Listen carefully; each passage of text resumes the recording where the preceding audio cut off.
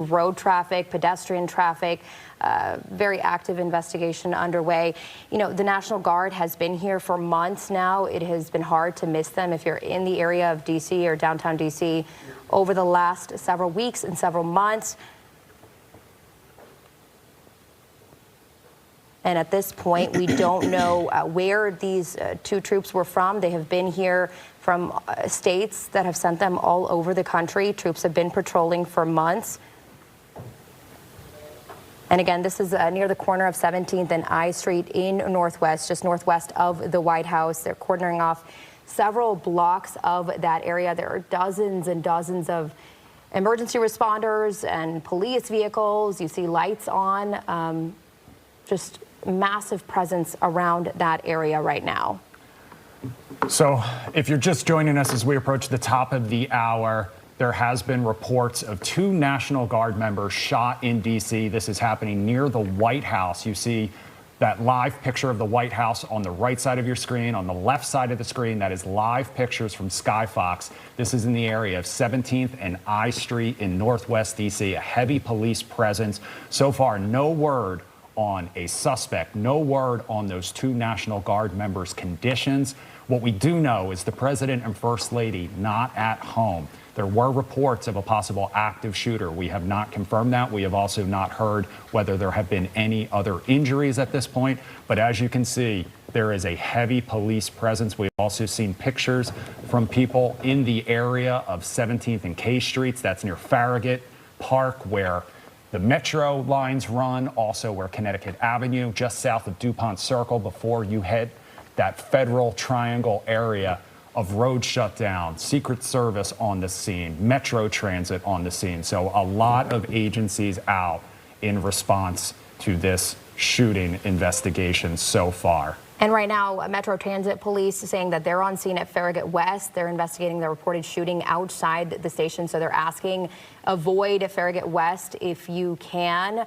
And right now we have a Fox 5 crew on the scene. We're trying to get live pictures from the ground, but right now you're looking at Fox live video from above the area of 17th and I, just blocks away from the White House in Northwest D.C., where if you're just now joining us here at the top of the hour, we are learning that 2 National Guard members have been shot in D.C. We do not know what their condition is at this point. We do not know if there is a suspect or shooter in custody, but initial reports from our sources telling us that there was an active shooter reported in the area of 17th and I Street in Northwest D.C. just in the last 20 to 30 minutes or so.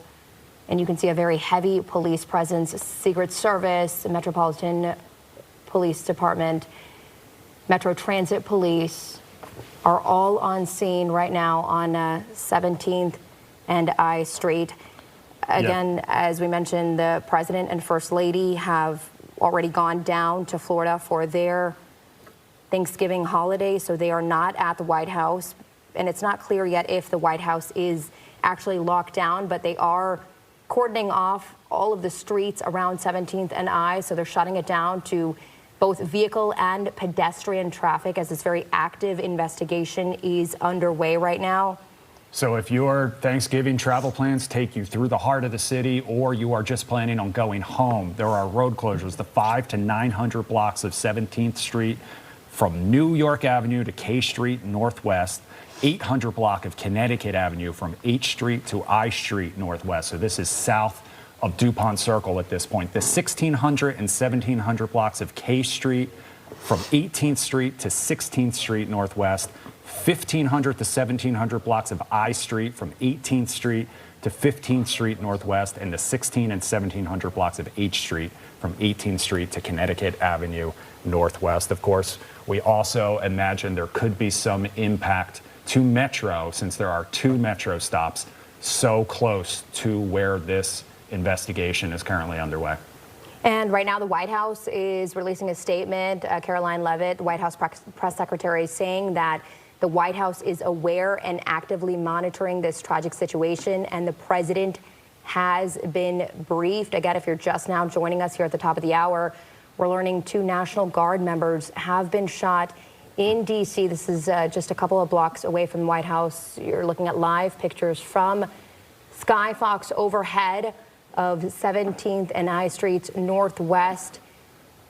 As we are learning, 2 National Guard members have been shot. We do not know their condition at this hour. We do not know if there are any other injuries, but you can see dozens of emergency vehicles, first responders on scene, MPD, Secret Service, Metro Transit Police are all in the area right now.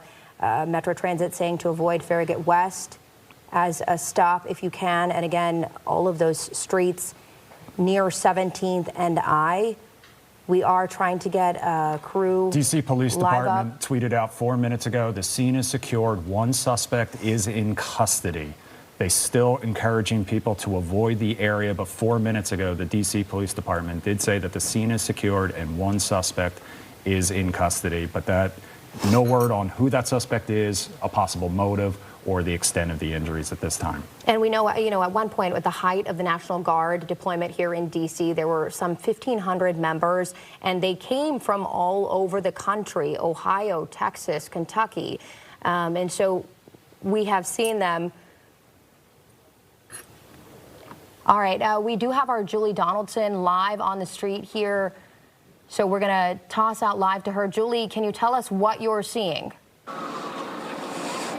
Yeah, so Homa, we're here on I Street, and there is a heavy police presence. You can see a bunch of police lights flashing down here on I Street. The whole road is blocked off as we are walking up. There is police that is directing cars to go in opposite directions as this road is closed off. We're working our way a little bit closer, so we don't really have any information on anything as of now. But as we were leaving Capital One Arena, getting ready for that game, you heard police coming from all different directions. And obviously it was very clear that something was going on, but you can just see by the amount of cars that are here right now, the amount of flashing lights. This is a pretty big scene. People are walking around trying to wonder what is going on, what is happening here. As we do get closer, of course, we'll bring you every bit of information that we can gather, but all we have right now is that these streets are just lined with every kind of cop car and every kind of presence that they can to figure out what is going on as we do get closer to the metro station. What do we know? Julie, we see dozens and dozens of police officers there right now. MPD saying that the scene is secure. Give us for perspective of folks who are just now joining in here at the top of the hour, how close are you to the White House?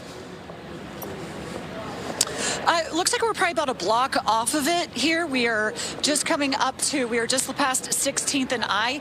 We're coming up to Connecticut Boulevard right now. There's a lot of people that are really curious as to, what is going on. You're seeing a lot of folks standing around here. As you see, there is the police tape that has all of this blocked off. Fire, rescue, police, heavy military presence. You can see the National Guard over there on the other side as well.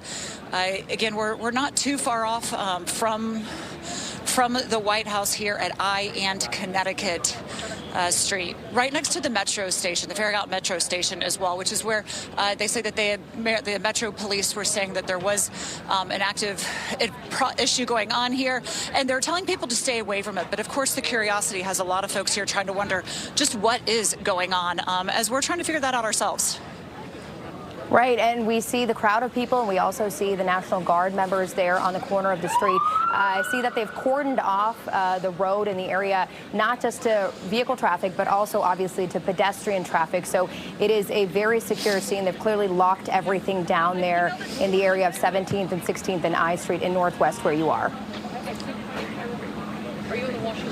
Yeah, you do. And you have a lot of tourists here that are here for the holidays. People coming in, wanting to be able to explore down TDC. You have a lot of hotels, a lot of people that are out enjoying this weather. It was a really beautiful day, an abnormally warm day for this time of the year. So there's been a lot of presence of foot traffic around the city right now. And police have been trying to get the word out, telling people to stay away from the area, give them some space to be able to do the work that they need to do. But again, there's just so many people that are out right now. A lot of people people trying to take pictures with their phones. We can't quite see exactly what is happening on the other side of those police cars, but again, you do see the National Guard over there. You do see police coming and going. A lot of marked cars, a lot of unmarked cars here as well, and they have the entire street in this area blocked off with the police line of do not enter, do not cross.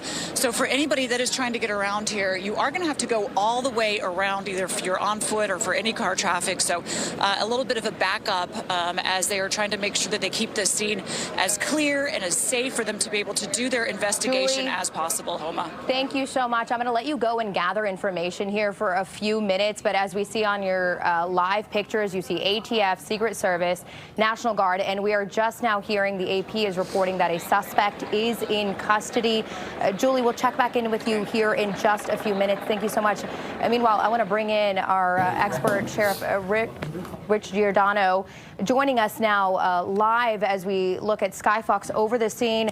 Rich, this is all happening just a block away from the White House. And if you're just now joining us, we're understanding that 2 National Guard members have been shot in D.C. Their conditions unknown, but we are learning from the AP right now that they're reporting a suspect is in custody, and D.C. police saying the scene is secure and it is contained. As you're joining us now, Rich, walk us through kind of what you're seeing and what the next movements will be from this massive police presence. Well, here you got multiple agencies working together, which they do in D.C. all the time. So you got the National Guard, of course. We're all hoping and praying that the guardsmen are not seriously injured. When they report D.C. police as 1 individual's in custody, listen, we've had these reports when things happen immediately, but that doesn't mean that there's only 1 individual. It means a person is detained, and they may or may not be the shooter. They seem to indicate that it is the shooter. But what I can see from the scene is the way they have so much law enforcement presence and so many bystanders with cameras and standing around. I do agree, number one, it's probably not an active scene anymore because they would not have bystanders. They would have been out of the area. Number 2, they're already probably at intelligence centers looking at all the cameras for the area to see what they can find. There's body cameras from the police, the National Guard. I'm not sure if they're equipped with body cameras, but all the street cameras and stores have cameras. They are probably checking them immediately. Now, my family, actually, my grandparents were from Connecticut Avenue North. So this is a very hectic time. We're talking about 3 o'clock on a Wednesday night before Thanksgiving. And like you said, it's inundated with the visitors to the area.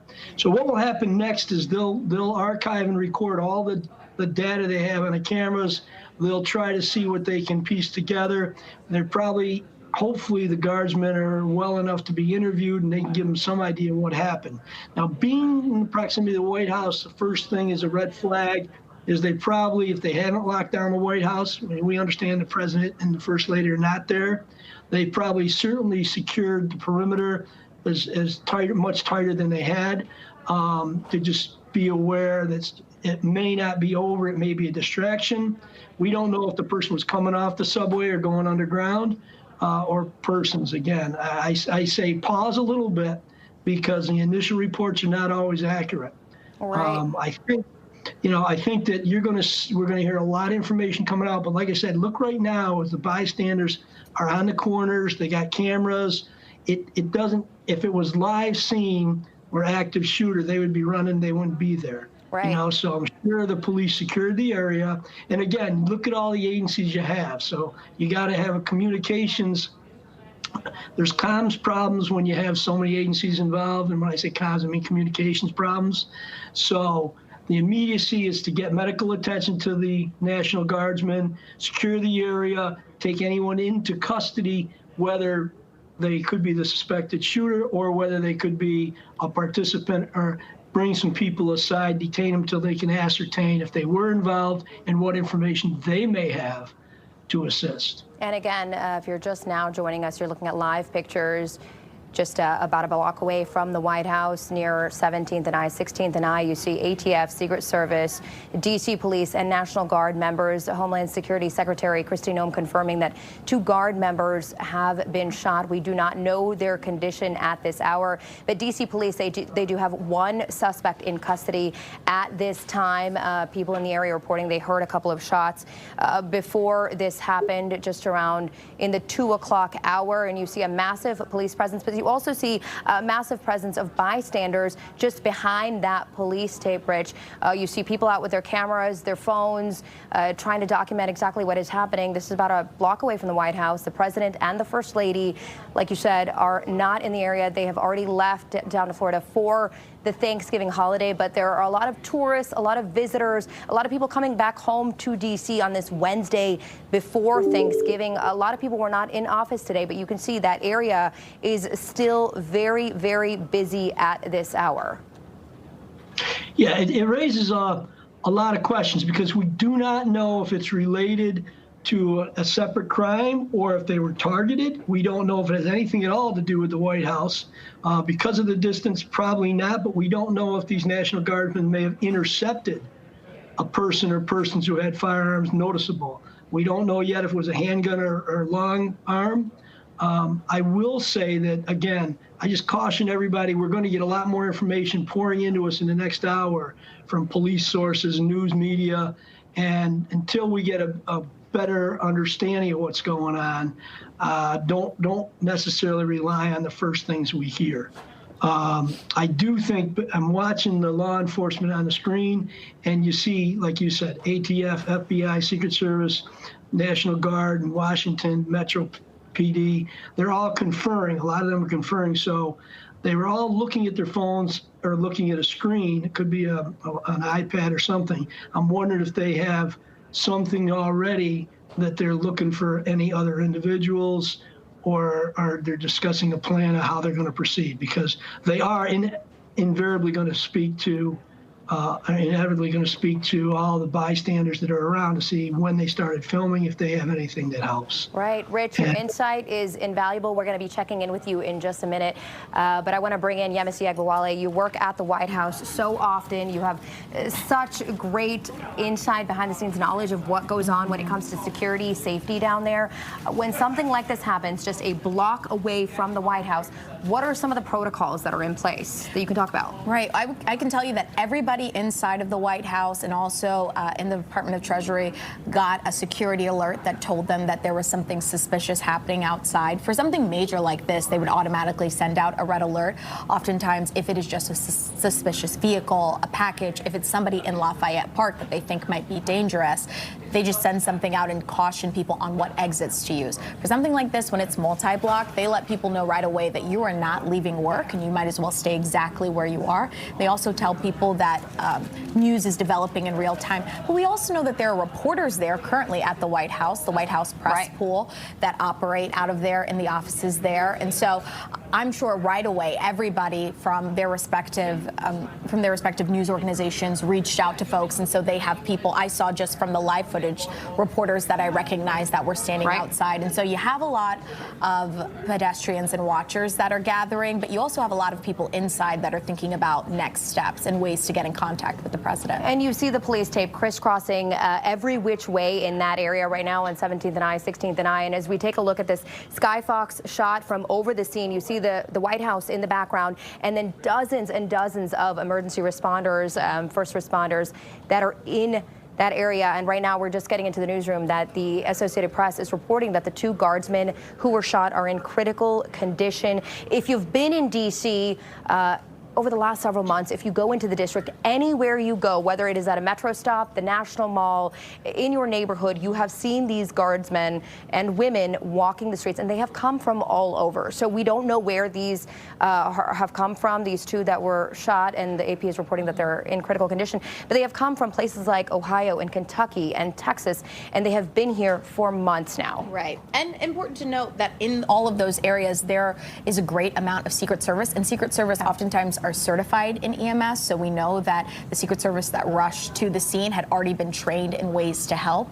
And so hopefully as the bystanders got out of the way, they were able to really help the National Guard there. And it's so sad to think about all of these people that came here under orders because they made the brave decision to protect and serve, and here they are now. And just at a time when we were told that the National Guard was going to be able to leave, we have this happen when we really haven't had any serious fraught incidents with the National Guard. They've been able to operate in this city, which I'm sure Mayor Bowser has been proud of, that the city has welcomed them and they've been here, and there haven't been any kind of overt violent incidents involving the National Guard. Every time I have been out and about in D.C., the response I've gotten from people is they've enjoyed having them here because they are friendly, they are helpful. For months, they were helping clean up the district, they were mulching, they were picking up trash, they were making D.C. beautiful. And to have this happen, again, like you said, as they've just received orders to start dwindling those numbers and start leaving the district is really heartbreaking. We don't know where these two guards members have come from. We don't know anything about their background right now, but we are hearing that they are in critical condition after being shot. And again, we know from DC police that one suspect is in custody. This was some sort of active shooting. We don't know what led up to it. But again, just a block from the White House on this Thanksgiving Eve. And thankfully, the president and the first lady, of course, had already left for Thanksgiving. But had the president and first lady been there, I think we would have seen even more increased police presence from all law enforcement agencies in this. I mean, it was great to see law enforcement rush to the scene and follow protocol and shut down the corresponding blocks. I think it makes complete sense if those blocks stay shut down for an extended amount of time until they figure out who saw what and if there's any evidence to be gathered. We're going to go back out live to our Julie Donaldson, who is on the scene right now, joining us live near 16th and I. Julie, you have somebody with you.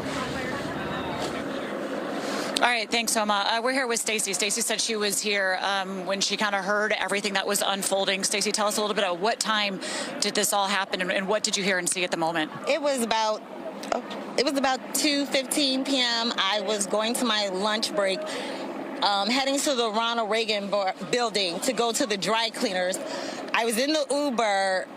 I heard right in front of 17th Street, and I heard boom, boom, 2 times. And then the Uber driver said, "Why are all these people running?"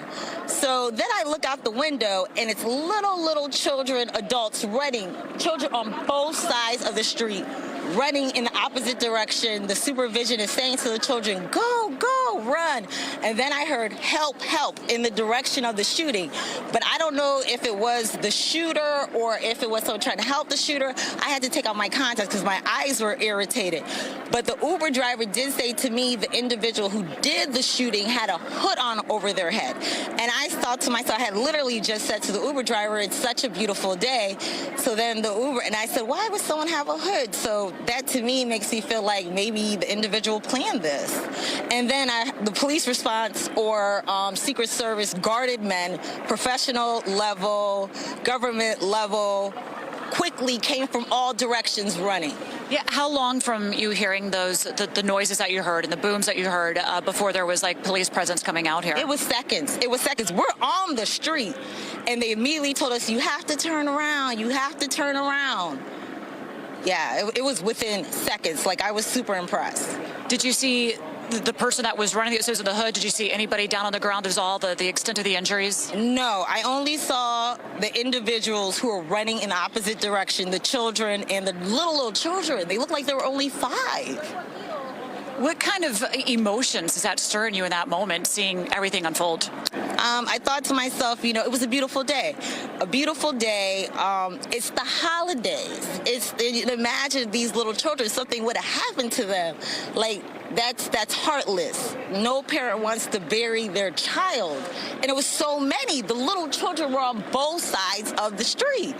How long before you feel that they got this place safe and contained? Because right now everything is pretty much blocked off. Oh my gosh, let's talk about that. So I did go to the Ronald Reagan building to pick up my stuff from the dry cleaners, and I had to get out the Uber to walk back now because everything is blocked. And I didn't expect that. I thought I was going to come back this way in my Uber, everything was going to be resolved. And like I said, it occurred around 2:15, so it's definitely something major that happened. I've never seen anything like this in my life. Have you talked to any police or any security on what you did see here?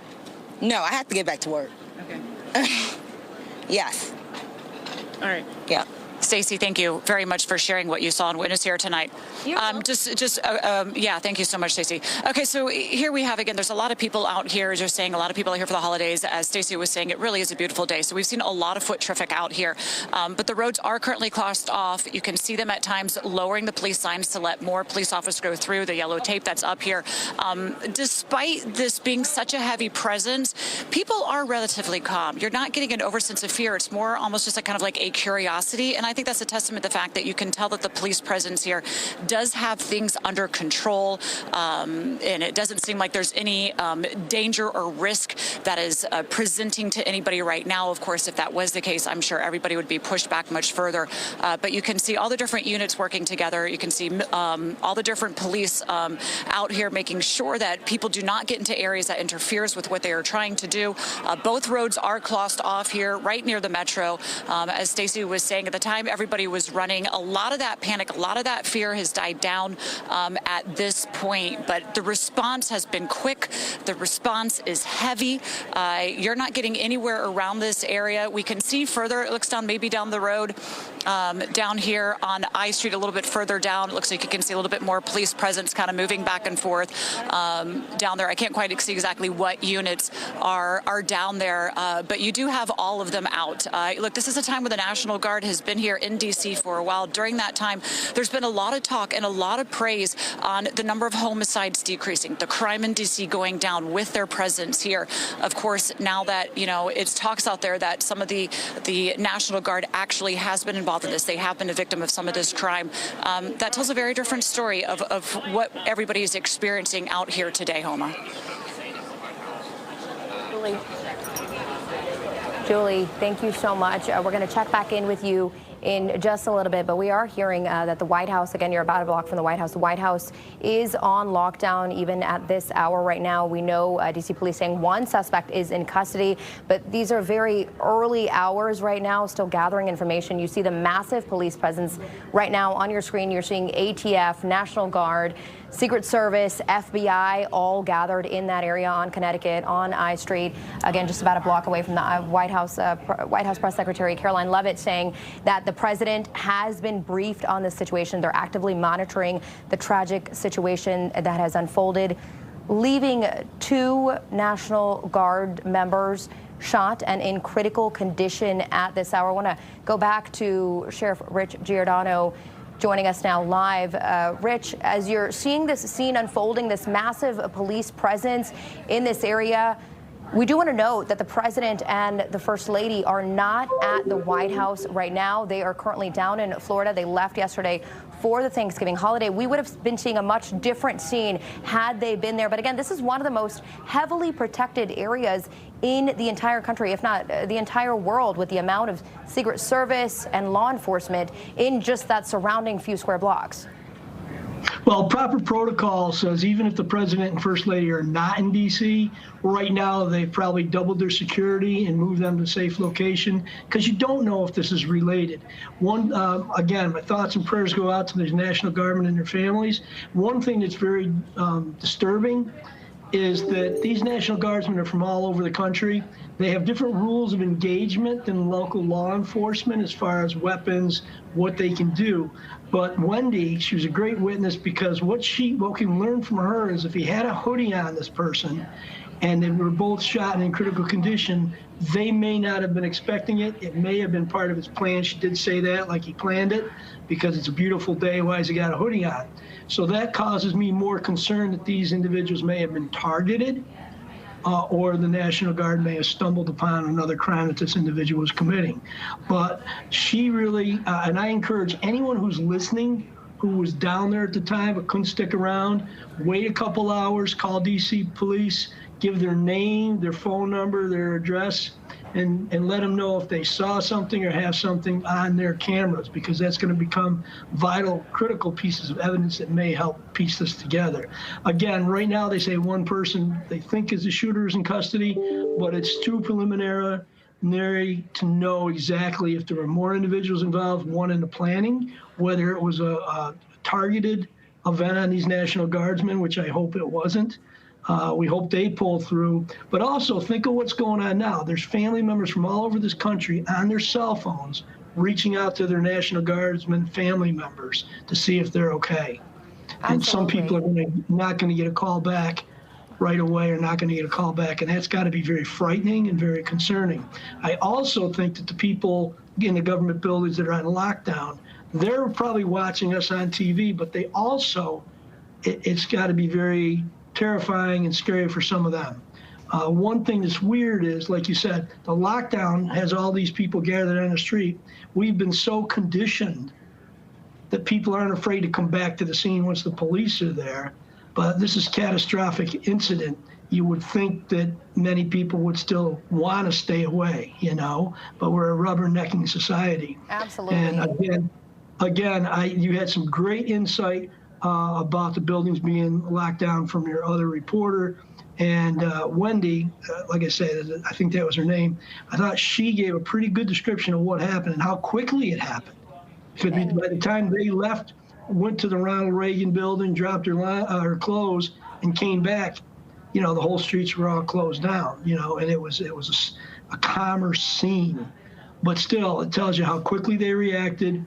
All the officers, some have body cameras, most probably do, so they're going to get together. We'll get more information, but at this time, I really urge people to keep these guardsmen and women in their thoughts and prayers, and we'll see what happens. There's going to be a lot of evidence to be collected. They're going to be looking for the gun or guns. They're going to be looking for any shell casings that might have been discharged. They're going to scan to see where he came from. Did he come from the subway? Did he come from a street? You know, where was he? So he'll be checking all kinds of cameras in the next several days.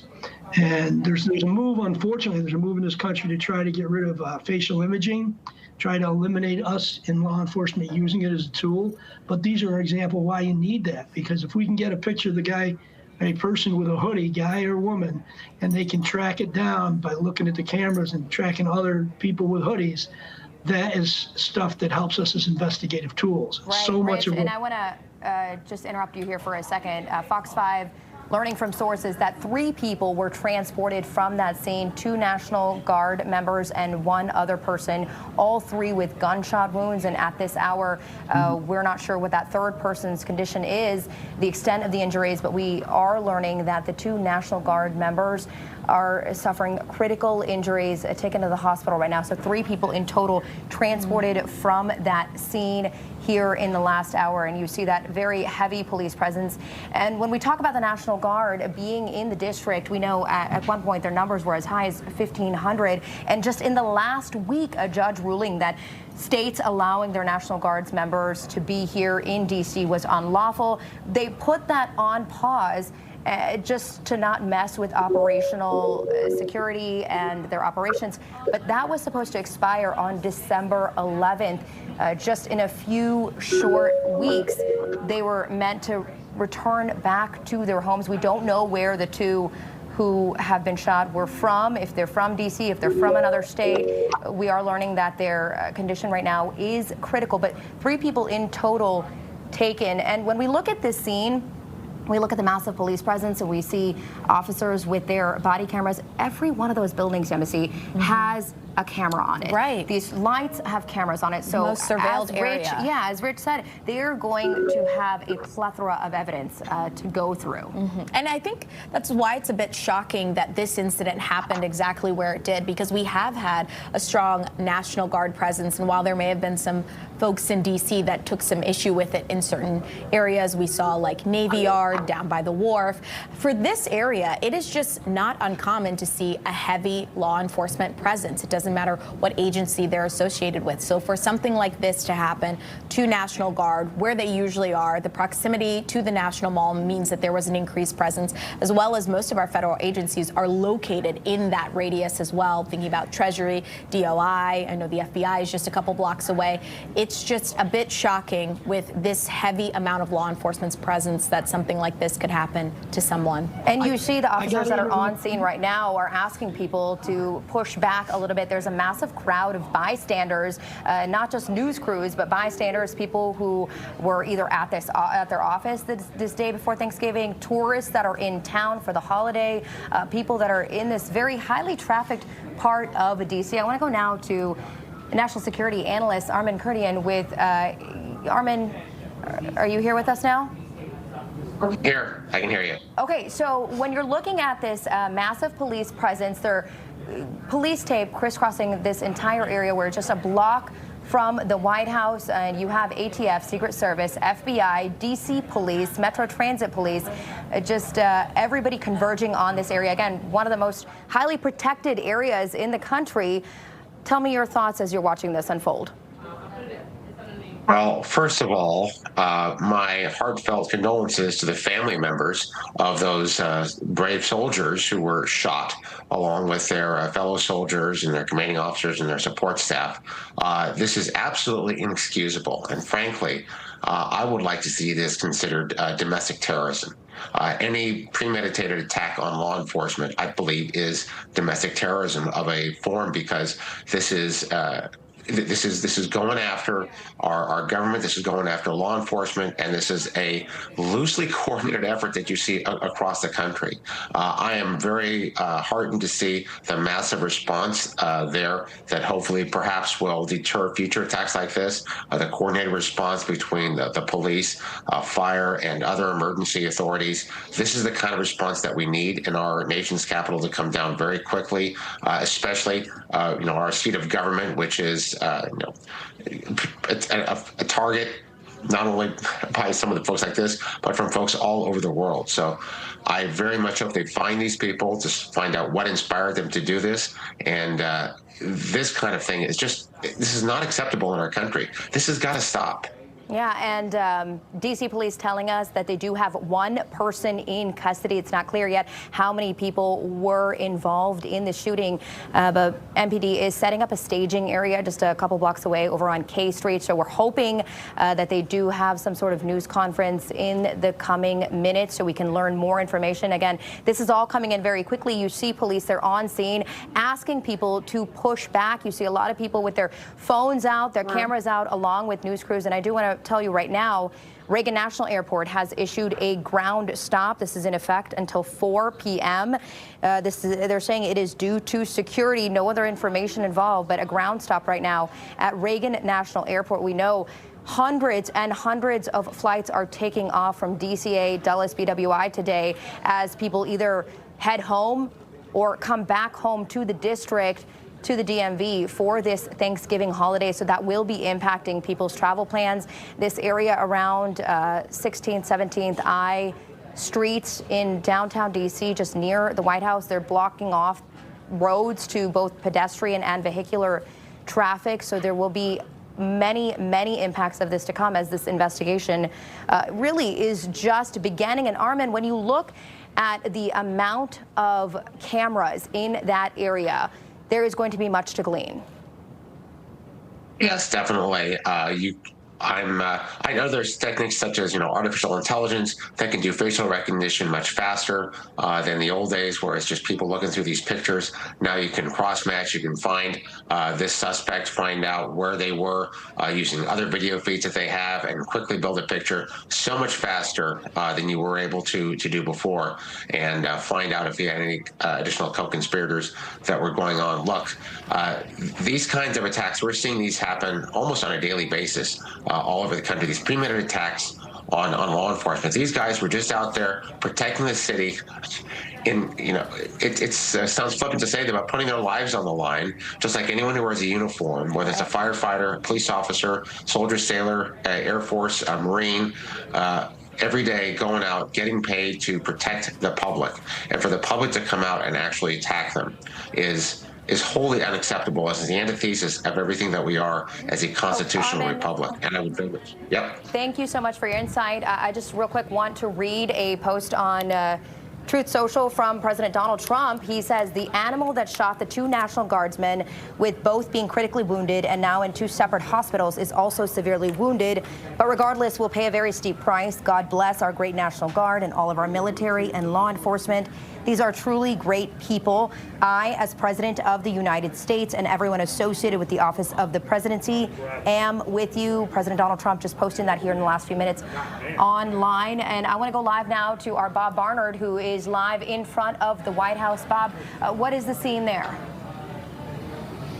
Yeah, Homa, there's music playing, but it's actually fairly quiet. I thought there might be more tourists here, but they've probably just gone down the street. This is the White House here. You're looking at Lafayette Square, which is on lockdown, and there, in some places where the public would normally walk, there is police tape, but there also, you see these heavily armed uniformed Secret Service agents right here on the property here. This is National Park Police property, but they appear to be Secret Service officers here.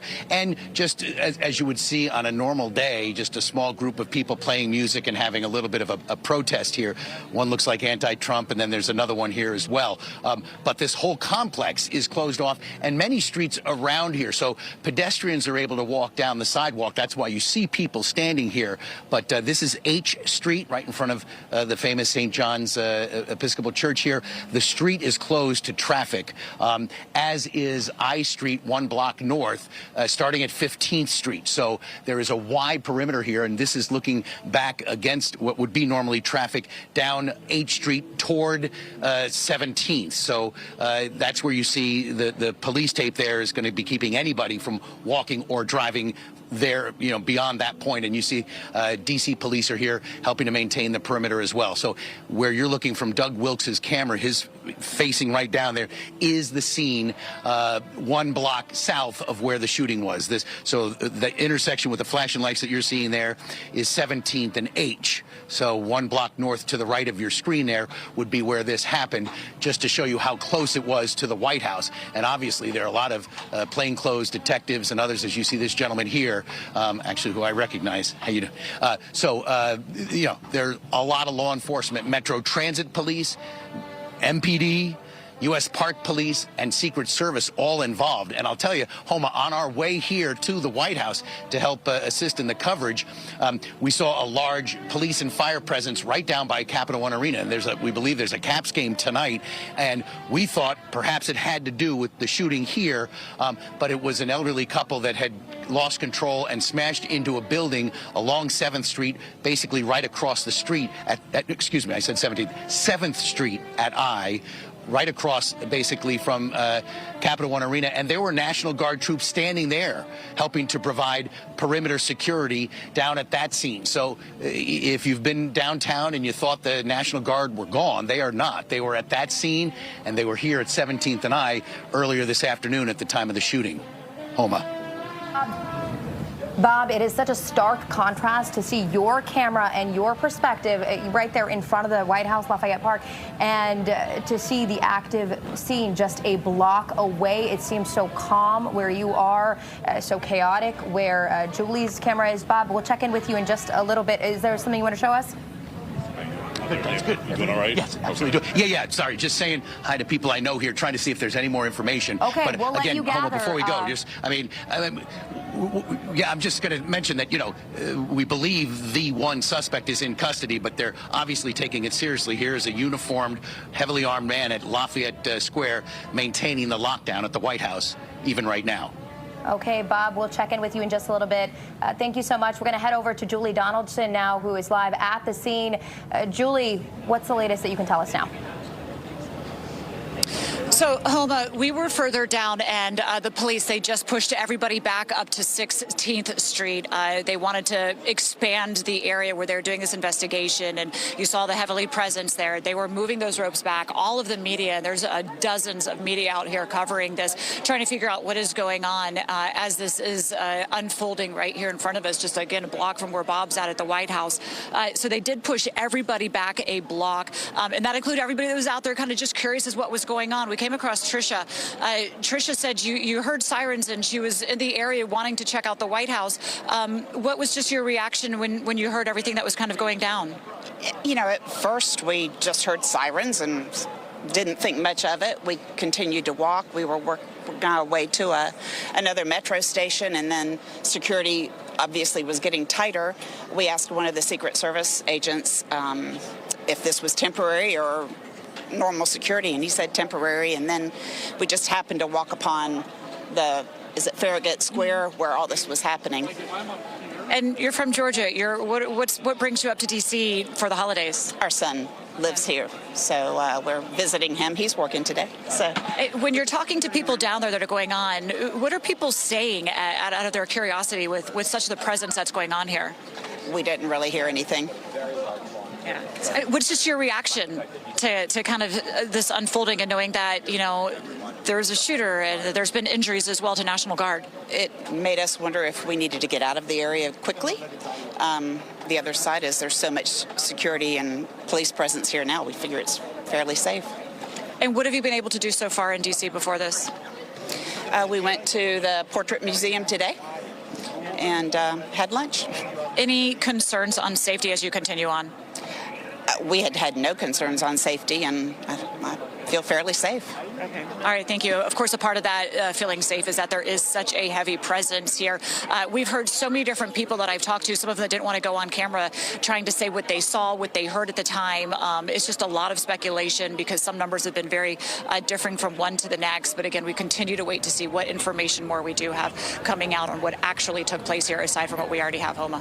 Julie Donaldson on scene for us, speaking with witnesses, people in the area. As you heard from that woman visiting from Georgia, a lot of people are in town to see their family, to see their friends. A lot of people have returned back home to the district, living in other places. So a very active scene right now. Julie, thank you. We'll check back in with you in just a little bit. I'll let you go gather as we take a live look at Sky Fox over the scene here at 17th and I, just again a block from the White House.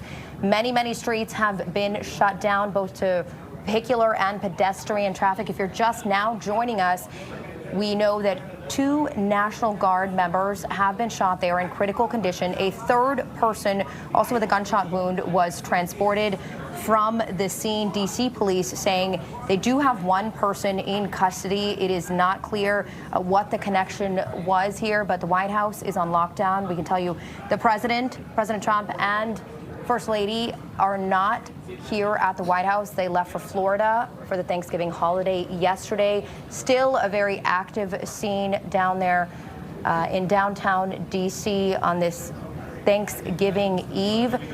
President Trump writing on Truth Social just a few minutes ago that whoever did this will pay a steep price. We know at the height there were about 2,000 National Guard members here in the district from all over the country. Here's President Trump's post right now on social media. He's saying the animal that shot the 2 National Guardsmen, with both being critically wounded, are now in 2 separate hospitals, is also severely wounded, but regardless will pay a very steep price. God bless our great National Guard and all of our military and law enforcement. These are truly great people. I, as the President of the United States, and everyone associated with the office of the presidency, am with you. And again, Yemisi, we know that a lot of these Guards members have come from all over the country, many of them young men and women away from home.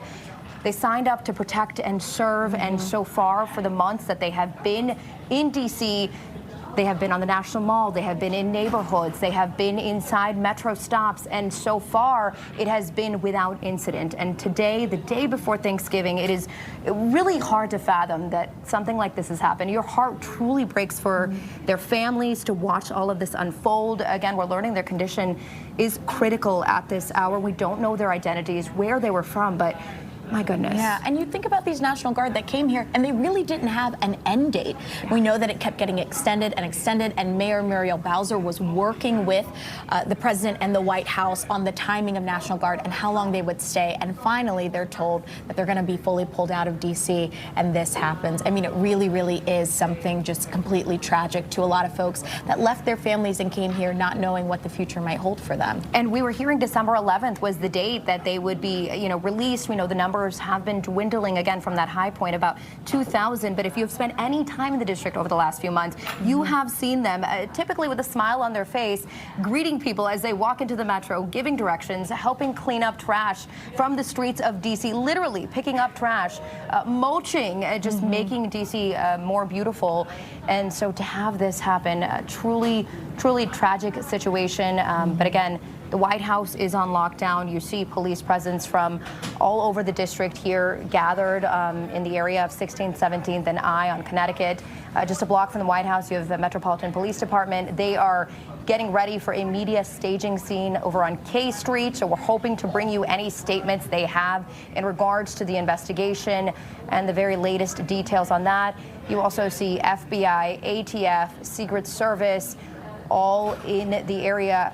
Again, one of the most protected and surveilled areas in the entire country, if not the entire world. And as we know from that interview with the tourist, I mean, a lot of families visiting, folks that live here, a lot of people who just choose to come here during the holiday time as well. It's a high traffic area just for tourists walking about. And I'm sure a lot of people at that exact same moment were standing in Lafayette Park looking at the White House, and then this happens. I mean, it really is something tragic to happen in the city at this time. And when we looked at Bob's camera at Lafayette Park in front of the White House, it seemed so calm. You saw so many pedestrians there, as there are 365 days of the year standing in front of the White House. You always have protesters standing there. You always have somebody playing music there. And so that scene to me was so jarring in the difference that we see literally 1 block away, with so many law enforcement gathering here, collecting evidence, combing through so much surveillance video that is going to be in that area. You see, officers obviously all have body cameras. Right. And we're just getting this now into the newsroom that we can report 2 people are confirmed to have died in this situation. It is not two West Virginia National Guard members. Excuse me.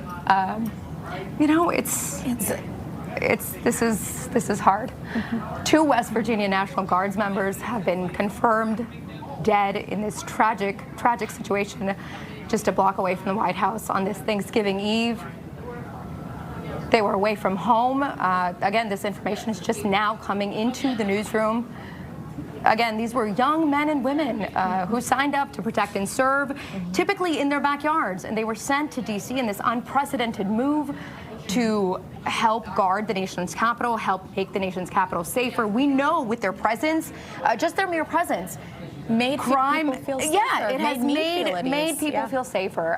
You have seen them smiling at you in the subway stations. You have seen them walking in the National Mall. So this truly, is just unfathomable to be coming into the newsroom right now. I want to bring back Rich Giordano. Rich, again, now we are just confirming that 2 Guards members from West Virginia are confirmed dead in this tragic incident here, again, just a block from the White House. It's awful news. It's awful. And remember this, their families are back home and they don't know who it is necessarily. Notifications probably haven't been able to be made when it's rapidly unfolding. And law enforcement has to be 100% correct that it is who they think it is. So we got to keep them and their families in our thoughts and prayers. I will tell you this, that you guys are in a better position than me because I can't reach out to my sources there because I'm with you. But you should get a National Guard expert on here to tell us what the rules of engagement are in D.C.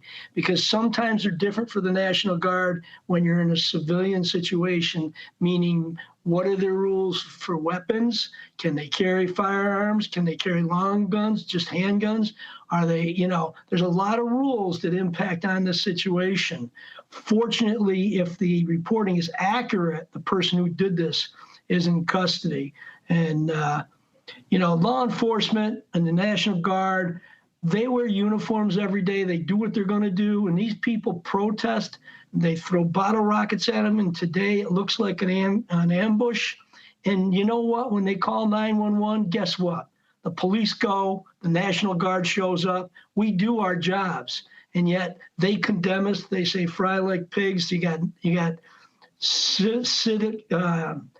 these advocates who are more concerned about rights of defendants and criminals, and will go after law enforcement. But the one thing is, they do all this to law enforcement, and we're the only profession that turns around. And we respond with a 911. We don't care what color you are. We don't care what your religion is. We don't care your politics. We say, where's your emergency? And we go. And these National Guard men are not trained, but they're thrown into law enforcement positions when they're there to make a difference. Absolutely. And we see that presence, that extreme law enforcement presence right now on the screen. I do want to read this statement from West Virginia Governor Patrick Morrisey. He just released this statement here in the last few minutes after we have learned that 2 National Guards members from West Virginia have been killed in this shooting. Governor Morrisey saying, Denise and I are devastated by the news that 2 members of the West Virginia National Guard were shot earlier today in Washington, D.C. According to reports, both members did not survive. We're in direct contact with our Guard and other officials and are working to obtain the most accurate information as quickly as possible. He goes on to say our prayers are with these brave service members, their families, and the extraordinary men and women of our Guard who put themselves on the line every day. West Virginia stands united behind them. We will do everything in our power to support their families as they endure this unimaginable loss and will not rest until justice is served. If you're just now joining us as we head into the 4 o'clock hour, we can confirm that 2 Guard members from West Virginia were shot and killed just a mere block away from the White House on this Thanksgiving Eve. This happened in the 2 o'clock hour. We know 3 people in total were transported from the scene. We do not know the identity or the condition of that 3rd person, but D.C. police saying they do have a suspect in custody at this hour. It is not clear if this was a targeted shooting, if this was some sort of ambush. We know Guards members, National Guard members, have been on the streets of D.C. for months now, at their peak, reaching about 2,000 members from all over the country, states all over the country, sending their Guards members here. And we now know that these 2 who have tragically been killed were from West Virginia. I want to go back out live to Bob Barnard, who is outside the White House at this hour. Bob, what can you tell us? Yeah, Homa, we just saw an MPD command vehicle just pass us here. I mean, the news is hitting folks hard because obviously these were 2 National Guardsmen who were not home for Thanksgiving, working the day before Thanksgiving here in our nation's capital. And we're starting to get reaction to the fact that these 2 Guardsmen, whether they were targeted or not, have been shot and killed here just a block, 2 blocks basically, away from the White House. And joining me is Rich and Mike. Rich is visiting for Thanksgiving from Michigan. Mike, you live here. When I shared this news with you, what was your reaction, Rich? It's sad, you know, they're just doing their job. I don't know what happened, but yeah, it's pretty sad. We don't know either. And Mike, you live here. Your thoughts as a D.C. resident, that these 2 Guardsmen away from their families for Thanksgiving, working on our streets, were either ambushed or somehow, I mean, you got to believe they were targeted if they were both shot and in uniform. Your thoughts? Yeah, it just seems like tempers are flaring and things are getting to a boiling point. At some point, you know, it's got to stop. I was telling our viewers we were earlier, Doug Wilkes, my photographer, and I, down by the Capital One Arena where there's a Caps game tonight. There was a large police presence. A car had lost control and smashed into a building. But there were uniformed National Guards people there helping to provide perimeter security at that scene. Have you seen them on the street? Have you had any interactions, either Rich while you're visiting or Mike since you do live here? There hasn't been a lot, but once in a while you'll see one. Yeah, I think a lot of people, and we work here, haven't seen much of them. It seems to have been ratcheted down, but they're still here. Again, Rich, you know, you're here for fun for Thanksgiving, and you see and walk into something like this. I don't really know how to react without knowing any details because, like I said, you just don't know. You know, I don't want to give an opinion that's wrong, you know, so yeah, that's how I would feel about that. Rich, Mike, thank you. Happy Thanksgiving to you guys. And just take a look here. I mean, you see these uniformed Secret Service, heavily armed Secret Service officers here in Lafayette Square because the White House is currently on lockdown, even though the president and first lady are down in Palm Beach for Thanksgiving. I mean, there were tourists here at Lafayette Square, up along the gate, the fencing around the White House there on Pennsylvania Avenue. But now everybody is pushed back out here to H Street. And I want to pan to the right as we see people going down the sidewalk here. This is the next intersection is Connecticut Avenue, and then 17th Street is the next. This is H. One block to the north. To the right would be I Street. But normally there would be cars cruising up and down Homa here along H Street near the White House. And it is open to pedestrians, at least up until Connecticut.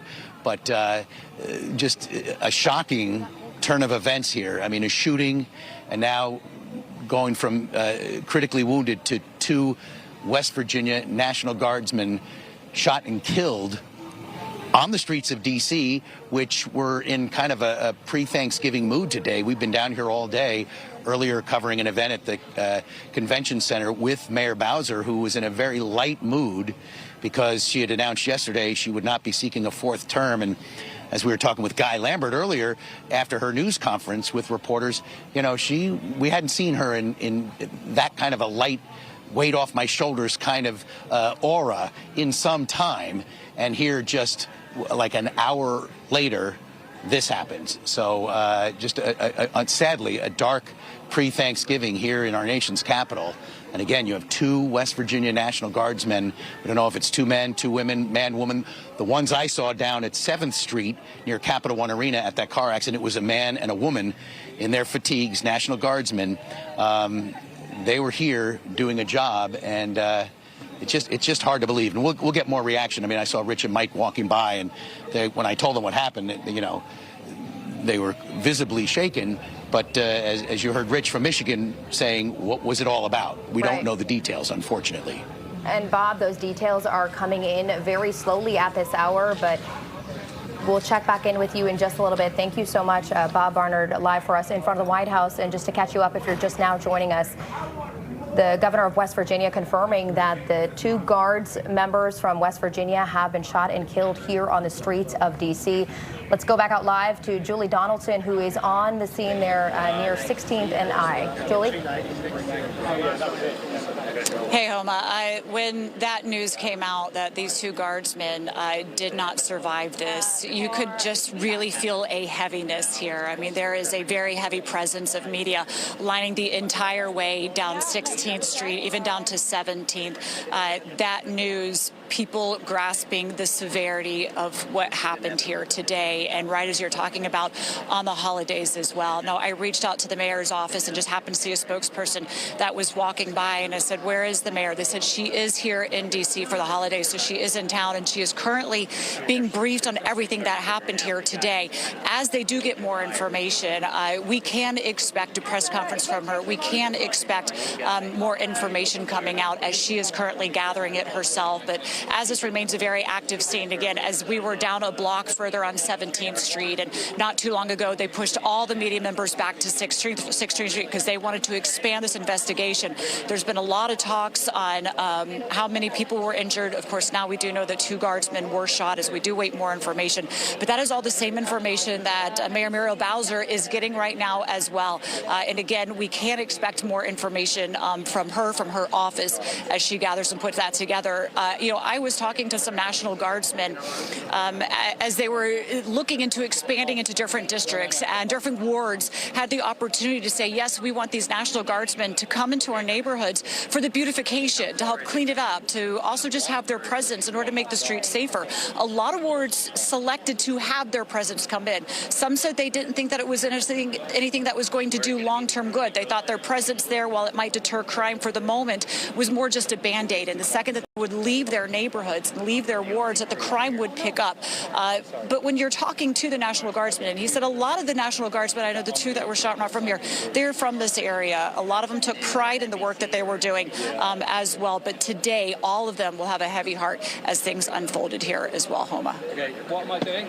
Much. And we're going to continue our breaking news coverage into 2 West Virginia Guards members killed on the streets of D.C. as the 4 o'clock begins right now. I'll toss it over to Kenneth and Angie. And yeah, Missy, at this point, we're just getting this information in that these were 2 West Virginia Guards members. Again, they were not home for Thanksgiving. They were here serving on the streets of D.C. We don't know yet if this was an ambush, if this was a planned attack, but the president saying that the shooter was also badly injured. We know 3 people were taken from that scene, so we're still waiting to get those details. We know MPD right now is setting up for a press conference, but we'll head over to the 4 o'clock news and continue our breaking coverage. Guys. Thank you, Homa. Just incredible coverage there. And our continuing coverage here does begin in the 4 o'clock hour after these 2 National Guardsmen targeted outside of the White House, shot and killed. We are following the latest developments here. Yeah, first we want to go straight to the streets where Nana Senyabonsu is standing by. She is at Farragut Park right now. This is near where the incident happened, where the shooting happened at 17th and I, near Farragut Square. And this is also where we understand, Nana, we are expecting a briefing from officials, and this is the media staging area, and that should happen momentarily, we're told. Hey, Homa, yes, correct. We're told this media briefing can happen anytime soon, but we've just been told to come to this block of 17 and I, again, right by Farragut Square. It is a very large scene. If you can see on the other side of this park is a little closer to where we are told the 2 National Guard members that we now know have passed were shot.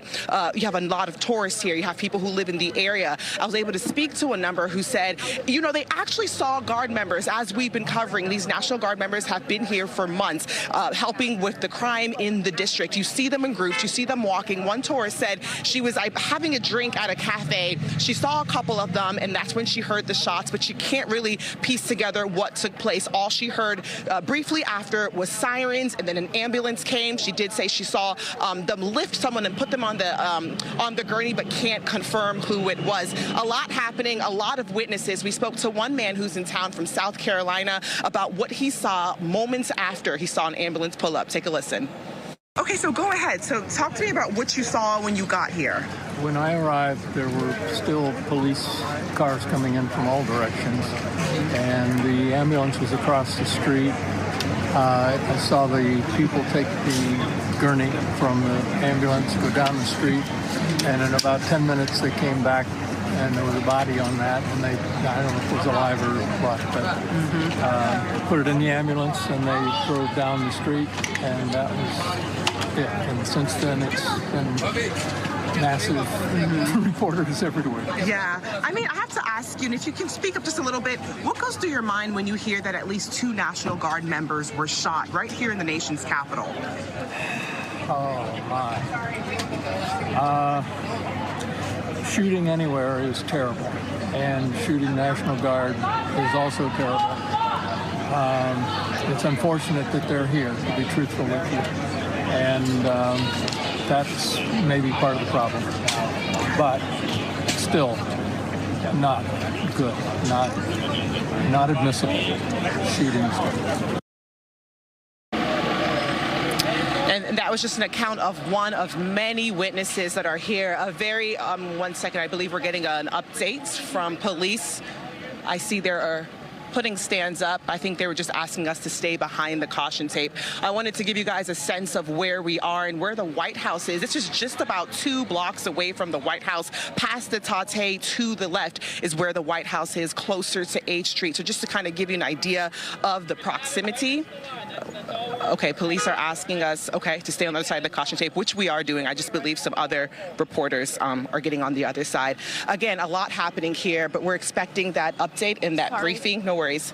And as soon as we have it, we'll take it for you right here live. But again, what we can confirm, 2 National Guard members from West Virginia shot and killed here at the nation's capital just a day before Thanksgiving. As soon as we have updates, we'll have it for you. Home and Kenneth. All right, Nana, thank you so much. And just to reset for our viewers here who are joining us here in the 4 o'clock hour on Fox 5, those shots fired outside the White House in the 2 o'clock hour, 2 National Guards members were hit.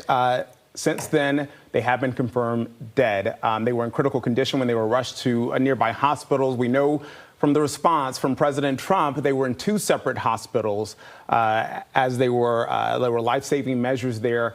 But unfortunately, we've learned that they have been killed.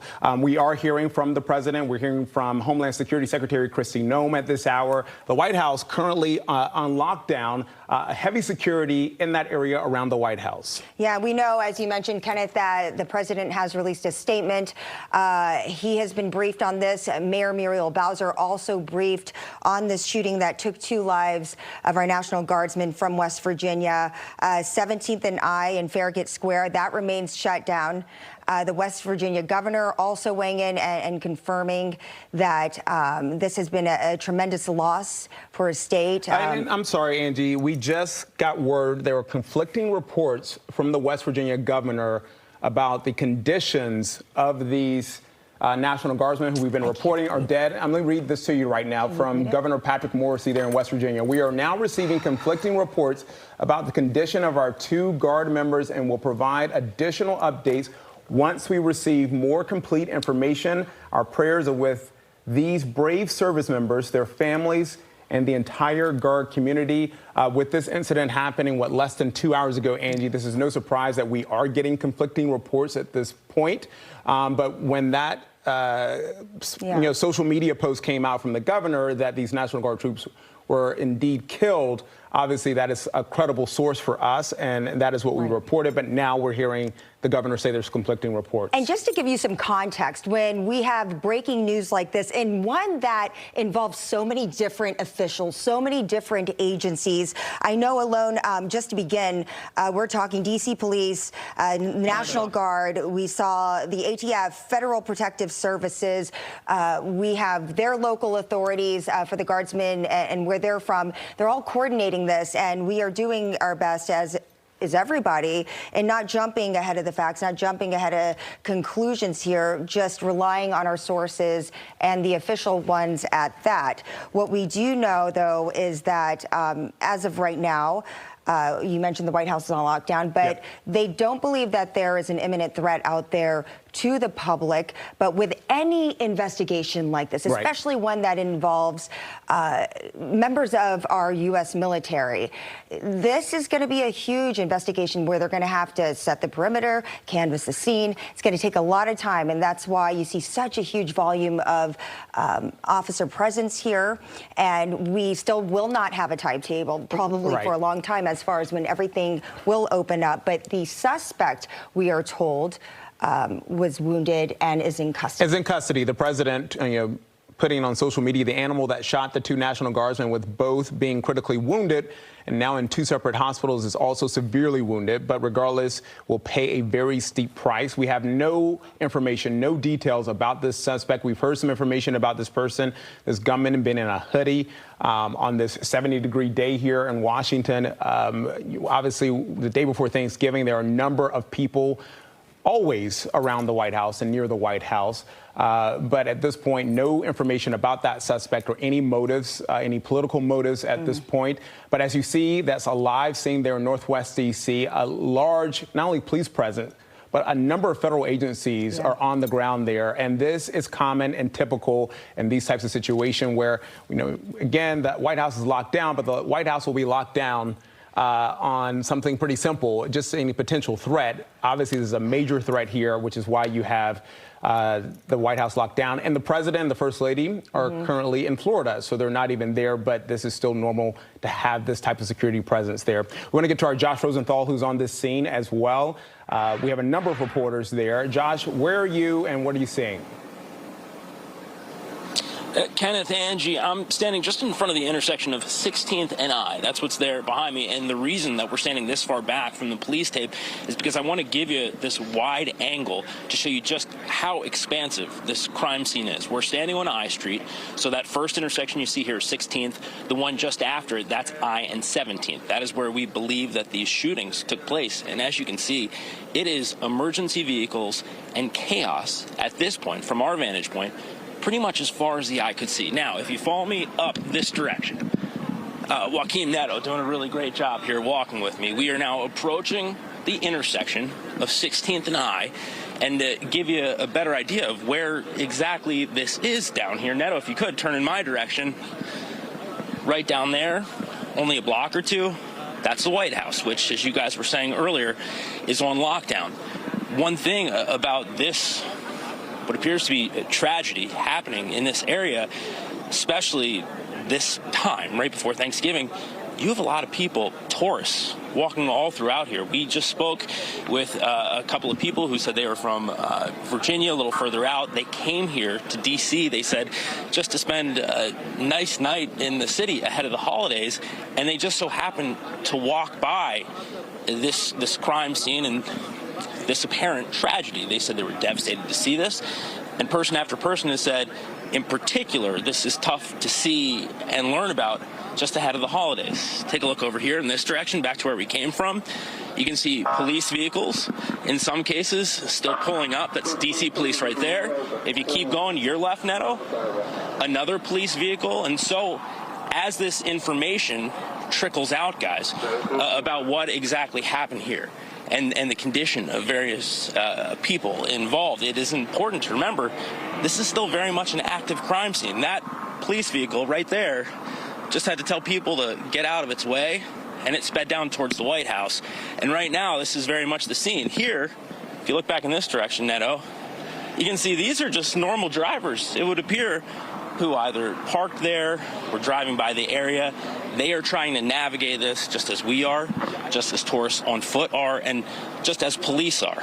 Let's come on back here for 1 second with me. I'm going to see if we can talk to some of these people who are standing by.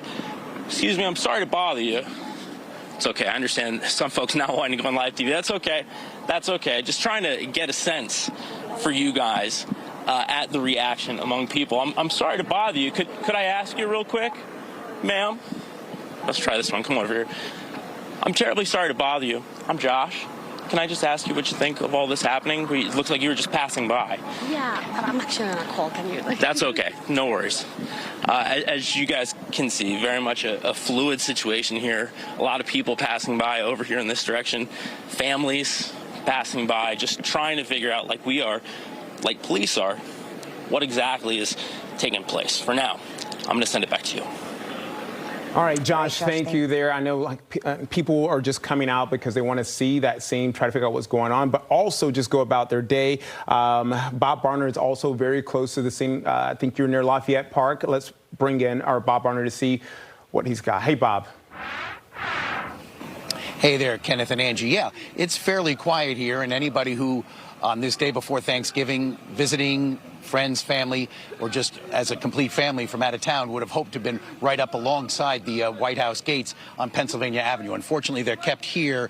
This is at the far northern perimeter of Lafayette Square, right along H Street. And you see a lot of protesters here, and some people have been kind of jawing at each other. And the armed, heavily armed Secret Service uniformed police are maintaining a perimeter. There is police tape here at kind of the main walkway, which would extend south along 16th Street straight down to the front of the White House down there on Pennsylvania Avenue. But the heavily armed uniformed Secret Service police have been here since we arrived here about an hour ago. They are maintaining the perimeter because the White House is on lockdown. So you got to believe there are a lot of people in the White House complex who are hoping to get out maybe a little bit earlier today because it is the day before Thanksgiving, and they're being held in. Nobody's allowed to advance toward the White House. So you see not many people here. I mean, there's, the pro-Palestinian, release the Epstein files, anti-Trump protesters, but they've been quiet as they realize what's going on here, that the White House is on lockdown, Lafayette Square is closed, a number of the streets in the area are closed as well. And I'm going to have Doug Wilkes pan to the right here in a second and just show you we're on H Street. So some cars are coming this way that are being turned away from the blocked road down there. The next street west of us, where they're turning from, is Connecticut Avenue. The street beyond that, where you see the flashing lights, that would be 17th Street at H. The incident is to the right, 1 block north at 17th and I is where this shooting happened. So pedestrians are able to get as far as Connecticut Avenue, but cars are being kept several blocks away from where we are. Some are able to leave this area, those that were in parking garages here or on the curb, but no vehicular traffic is allowed into this area. Again, you can see some pedestrians, but it's a wide perimeter still around this scene. And as Josh was doing moments ago, we've talked to people as we've been sharing this news, now conflicting news about the conditions of the two West Virginia National Guards men, women, we're not sure genders, but who were shot this afternoon, literally just 3 blocks from the White House, slightly north and west of the White House. For what reason, we don't know. You would almost believe if 2 of them were shot, they had to have been targeted in some way, but we don't know. And the gunman who allegedly shot at them, according to our law enforcement sources and even the president's tweet, has been wounded and is at the hospital as well. So it's just an odd scene here. Again, as I come back to the fact that you have a lot of people who are down here for the holiday and wanted to kind of take a look at the White House, and what they're finding is a major crime scene. I think during your last hit or so, you were talking to and delivering the news that we thought that these guardsmen had been killed. Again, conflicting reports at this point. The governor of West Virginia saying, hold up on that after he confirmed that both members were killed. But now he's saying that there are conflicting reports about the conditions of these 2 guard members. Are you hearing any reaction from the people on the street about these conflicting reports? Yeah, I think what the most the questions I'm getting from folks are what literally happened. Hi, folks. How you doing? Hi. Where are you visiting from? Guatemala. Guatemala. Did you hear what happened down the street here? No. But you know the White House grounds are closed. Yes. 2 National Guardsmen. I don't know if in your visit here you've seen National Guard troops on the street. 2 of them have been shot just down the street. We don't know their conditions. Wow. What's your reaction to that? We don't know the scenario that led to them being shot, but there's a chance they didn't make it, but we're not 100% sure. Well, that's sad. I mean, especially around the holidays. I'm pretty sure they have family, and I don't think that's good. It's scary. Yeah, have you felt like, did you know what was going on, like that something was going on? We was wondering what was going on. Yes. Yeah. By the demeanor of some folks, some were dancing and making videos. They didn't have any idea what was going on or didn't even ask. But it does seem fairly subdued here. And as you learn this, these were most certainly residents of another state who were away from their families here for Thanksgiving. Yes, that's sad. I guess we just got to pray for them so they can survive. We hope. Thank you very much, ma'am. Have a happy Thanksgiving. All right, guys, that's the latest here from just outside Lafayette Square. The White House remaining on lockdown at this hour. Okay, Bob, thank you so much for that. Part of our boots on the ground there fanned out across the scene where this terrible shooting happened. We now want to go to Rich Giordano. He is a law enforcement expert, former prosecutor, joining us today as these details start to leak out. We're still piecing all of this together, just like everybody else. What can you tell us as far as what this variety of law enforcement agencies that are working together, what they're doing at this point as they try to figure out what led up to this moment?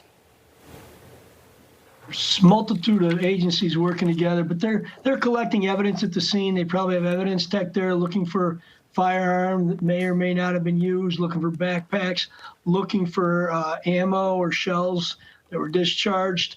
It's still unfolding rapidly. Let's hope and pray that these individuals are still alive and it was just misinformation we all received. I think it's really interesting what Bob was just on, and I think to just to pose, he said, have a happy Thanksgiving. And that's what today should be about. People heading home for Thanksgiving. This is brutally unfair when these unfold, especially to the guardsmen in West Virginia and their families. Their families are probably struggling to figure out who got shot. Are they alive? Are they not? But they probably haven't been able to identify or notify families, and especially with the conflicting reports. This is supposed to be a joyous time. The families were preparing for their guardsmen to come home shortly. They were told they were going to start sending them home. Instead, they may be preparing for long-term medical, or they may be preparing for funerals. I hope not. But I will tell you, from listening to what I've seen from all your witnesses so far, it was very quickly over, but rapidly over. Wendy, who was on last hour, said that the person had a hoodie on, leading me to believe that this may have very well been a targeted assassination or attempt, because a hoodie on, they didn't expect it. I think you should have somebody, some boots, your reporters, speak to some National Guard, find out what the rules of engagement are, because sometimes when they're dealing with the civilians, they're not allowed to have certain firearms. They're not allowed to engage unless certain things occur. And I just don't have that expertise, but I think that it makes a difference. But I just want to say that listening to this unfold, we got to hit the pause, because so much is happening. When they have the press conference, we'll get more information. Right. But remember, that's still preliminary. And I just want to say this. Remember, our National Guard in this country, we refer to them as weekend warriors. They get deployed for battles. They get deployed for war zones. But they're kids. A lot of them are 18, 19, 20, 21-year-olds. They could work at a Walmart or a grocery store, and then they're deployed. And if you're used to your training once a month, and you're used to your summer training, or to going overseas and guarding our facilities, I think to be tossed into cities to perform a law enforcement function adds stress to them and puts them in a more vulnerable spot.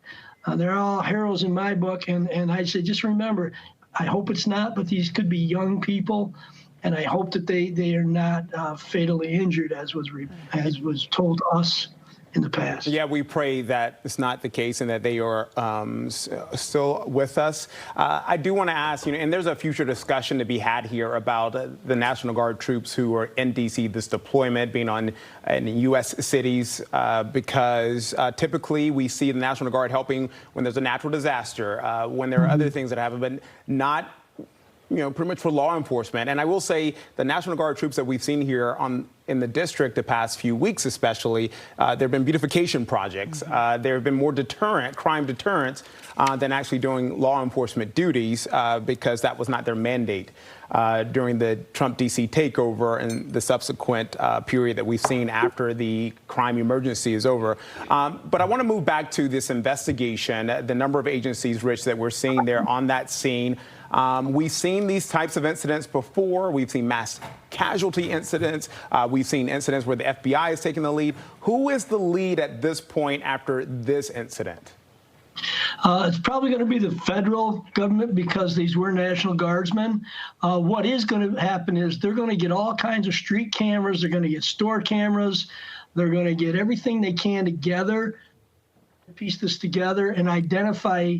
Well, they're going to know who the person is if they're in custody, but they're going to identify what steps did he take. Did he come from the transit system? Did he come from a building? Was it an ambush in front and back? There are so many cameras that we have in major cities that this will be one of the major pieces to put this back together. When they do get the person, they're going to go through their phone. They're going to go through their computers. They're going to get a warrant for their house. They'll be executing a search warrant on this house if they've identified the individual by 8 o'clock tonight is my bet. And right now they probably have law enforcement guarding the houses or the possible house of where this individual lives, so that nobody can get in and tamper with anything. They'll then do forensics on that. They'll use the AI to locate and track where this person may have come from. We've seen all kinds of bizarre incidents. We don't know. Unfortunately, there's so much heated rhetoric that comes across today. You don't know if these National Guardsmen were particularly targeted, or they interrupted a robbery, or they interrupted the individual with a firearm. I will tell you this. I have been with Fox News in Chicago, Los Angeles, and with you people in D.C., and everyone that interviews people on the street, they're happy to see another uniform and boots on the street, even if it's the National Guard. It's another uniformed personnel that gives them more of a sense of common peace and deterrence for the criminals when they see law enforcement around. One thing about law enforcement and the National Guard, And I have to tell you this, you know, they condemn the police, they shoot bottle rockets at us, they call us, fry them up like bacon pigs, they ambush people, but they call 911, and the first thing law enforcement says to the dispatchers is, you know, where's your emergency? What do you need? We don't care what your race is. And Rich, I'm sorry to cut you off. I know you got to go soon, so I want to get this. Can you briefly answer this? Because this is a major thing that just happened, which was conflicting reports that said that the guardsmen were dead. And then now people are probably wondering, who watching this, how could something like that happen? We know that this happened 2.5 hours ago or so, and that information is coming fast and furious. But typically, we wait for law enforcement to step up to the mics and confirm. So how could something like this happen? Well, how it happens is you got EMTs, you got other law enforcement in there, you got medical personnel. Somebody says, doesn't look good, they're not going to make it. And by the time it gets to the front door, it's that they're dead. So it's like the kid when we were when we were kids. There's a game where you start with one person, go around a room, and it's end. And so there's so much information, and there's such a rush to try to get the information out to the public so they know what's going on. And that's how those mistakes happen. I said earlier, let's hit the pause when we were talking in the segment, the 3 o'clock hour. Yeah. Let's hit the pause and get more information. But there's a race to try to get as much information so people are aware if this is a one-off incident or if there's more fear. But that's how those things happen. They hear somebody in the ambulance says, doesn't look good, you know, and then somebody overhears it, and it just gets turned into they're not going to make it. Right, and this is why we will wait and make sure that we have the correct information before we report it out. But again, that was coming from the governor, Patrick Morrissey. But as soon as he sent out that correcting tweet, we reported that. So, Rich, we know you got to go. Thank you for your time. We really appreciate it. Thank you, and I pray for these people and their families. And I ask everyone else to do the same. Definitely. They're not down there to get ambushed and shot, and hopefully they don't die. Thanks, guys. Yeah, of course. We're praying that they're okay. All right. Thank you so much, Rich, for all of that insight. We'll be checking back in with you. But meantime, we want to head back out to Julie Donaldson. She's joining us from 16th and I Street. This is near the scene where this tragic shooting unfolded. At this point, can you confirm anything about these 2 National Guardsmen? Anything new that you've come across? Yeah, no, Angie, it's still a lot of information that's being gathered. And from a lot of people that I talked to when I first got here at 3 o'clock on the scene, they're saying it took place. They heard shots fired, like a boom, boom, boom, like fireworks kind of going off around 2:15. And since then, there have been mixed reports from what people have heard. 2 shots. I've heard some people say that they heard 3 shots. But at the time when they did hear it, it was chaos. People running scared in all directions trying to get away from what they knew was a very dangerous scene. And since then, the police, they say, responded quickly, and this has been locked down. When we first got here, we were able to get up to 17th Street, but it wasn't long after that the police wanted to be able to expand their active scene, active search, be able to push all the media back, and there's dozens of media here. And on top of that, there's a lot of people. This is the holidays. People are in Washington, D.C., visiting with family, coming up here to see the sights and the sounds. There's been a lot of pedestrian traffic. They pushed us quickly back to 16th Street. So that's where we are right now, 16th and I. The information, again, that we are getting from those that saw and heard what happened is mixed. And, of course, we really want to wait until we get the information, which will be at a press conference the police are holding. I am told the mayor will be there as well, that she was being briefed on all of this. That's going to be happening over where Nana is. So as soon as we do have that, we know Nana will bring that information.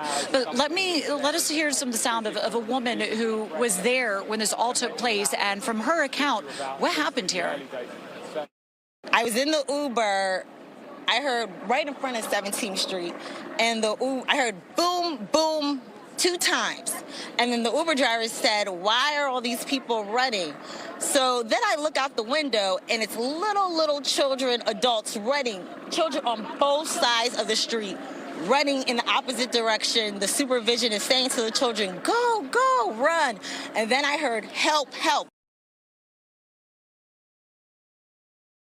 So it was very chaotic, as she said early on, but with the police coming in, with the police coming in here quickly and locking everything down, they said they've had the area very safe, very controlled off, very pushed back here. But what we're having right now is a lot of people that are leaving work, trying to get to their cars, trying to get out of the area that we're here just for what their normal day was before they go off on holiday of Thanksgiving tomorrow. So right now, everybody's just really kind of standing around waiting to get the information from one to the next, which, you know, as they're doing this active investigations, you can kind of see here behind me, when we first came up, there was nothing but police cars flashing lights down this entire street on both sides.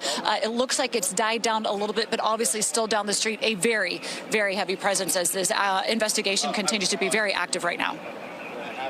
All right, Julia, thank you so much. And I do want to say that Pete Hegseth, the Department of Defense Secretary, has just made a statement on camera. He posted that on Twitter about 11 minutes ago. We are working to turn that around for you, and we will play that out as soon as we get it. But again, we're getting responses from many top officials in the Trump administration.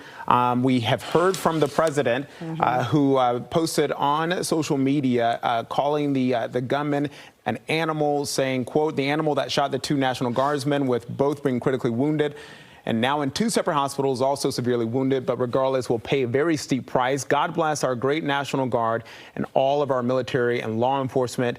These are truly great people." I, as the president of the United States, the president goes on. But again, the president has been briefed on the situation. We want to go now to that video that was just posted online by Secretary of War Pete Hegseth.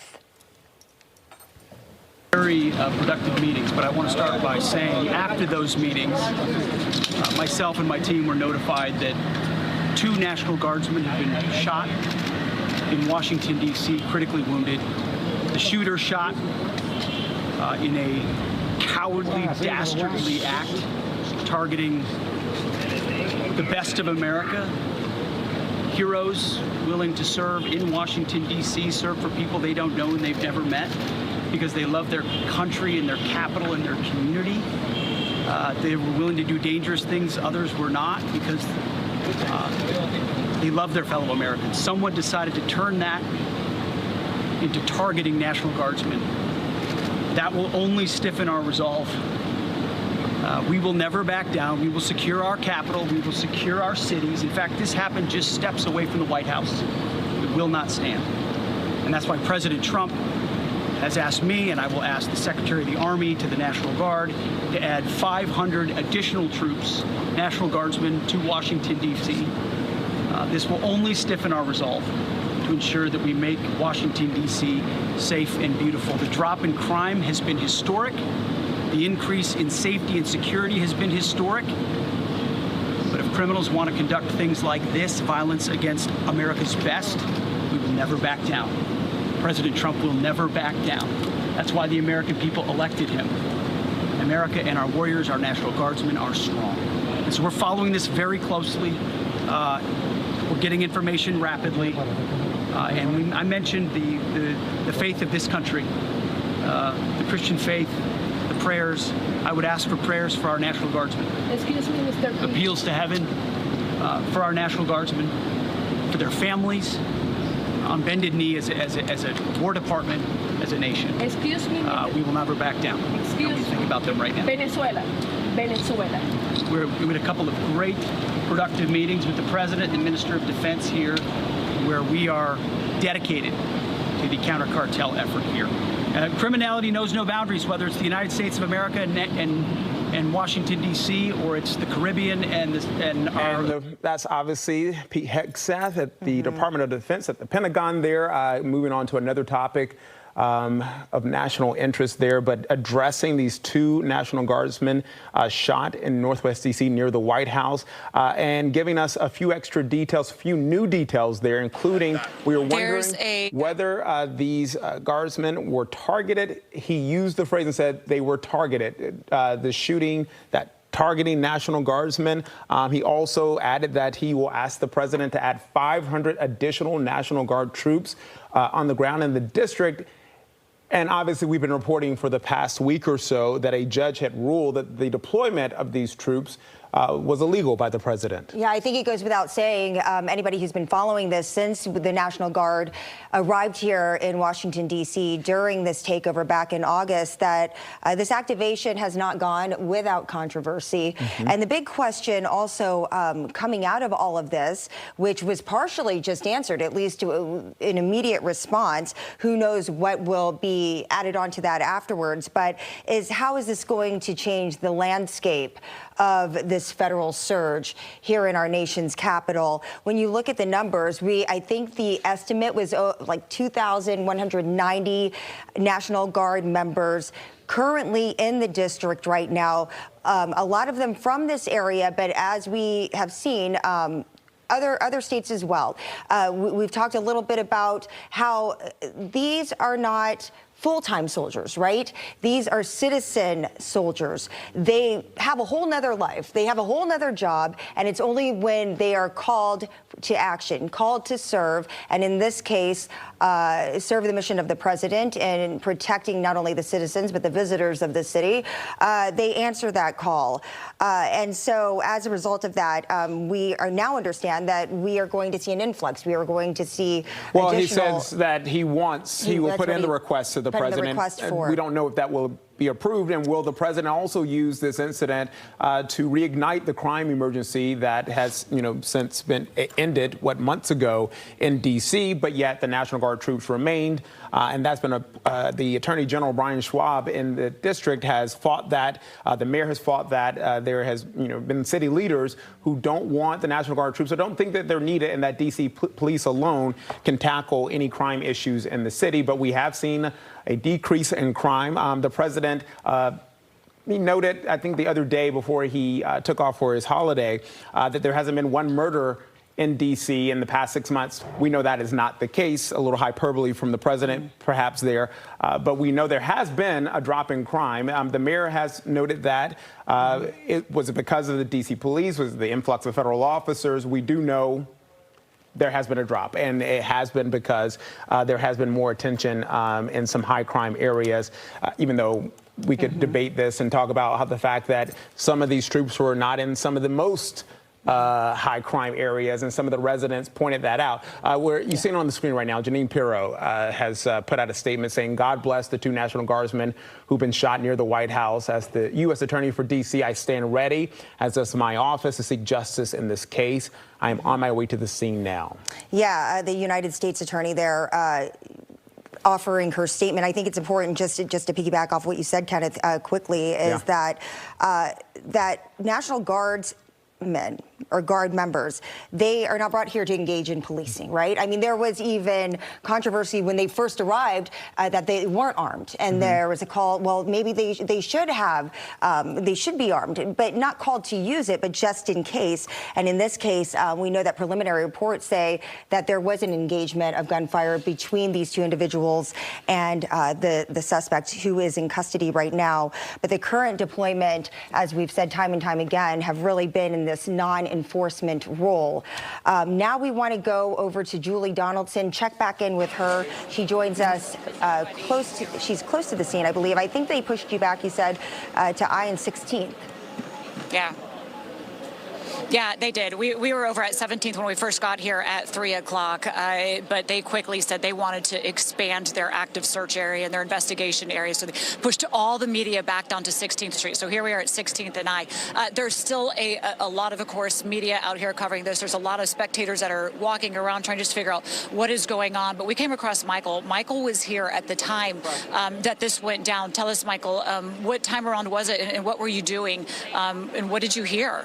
Well, it was the afternoon, and I was walking to lunch, and it got to 17th and I Street, and we heard gunshots. So we ran about 4 or 5 storefronts down I Street. Then we kind of thought maybe it was construction. Then we heard another round of gunshots, probably like 10 seconds later, maybe even less. So we ran a little bit further.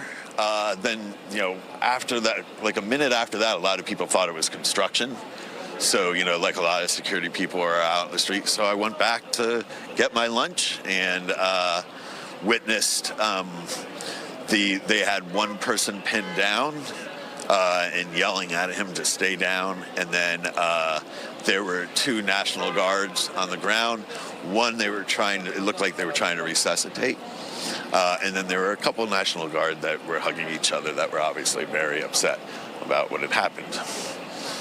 What kind of emotions are you going through as you're witnessing this? Well, I mean, there's a little bit of adrenaline and, at one point even disbelief, it was a little bit surreal. You see this stuff on TV, you don't expect to witness it yourself. The man that they had pinned down, I wouldn't want to subject that it was a man, but the person that they had pinned down, do you know what they were wearing? Can you describe them at all? Like I said, I took some photos. I'd have to zoom in. I do know that it looked like there were 2 people pinning him down. One man may have been a civilian. He was wearing a black hat and had a beard. And then it looked like there was another National Guard perhaps pinning him as well. And there was a lot of broken glass from the bus stop on the scene as well. Broken glass bus stop. Why was there broken glass there? I'm guessing from the gunshots, because it wasn't broken before that. And you said there were 2 different rounds of it. Do you know about approximately how many shots did you hear?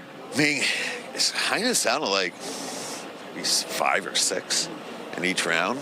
When we went back, we didn't think anything was going on because there was just 1 police car there. How long before it became a heavier police presence?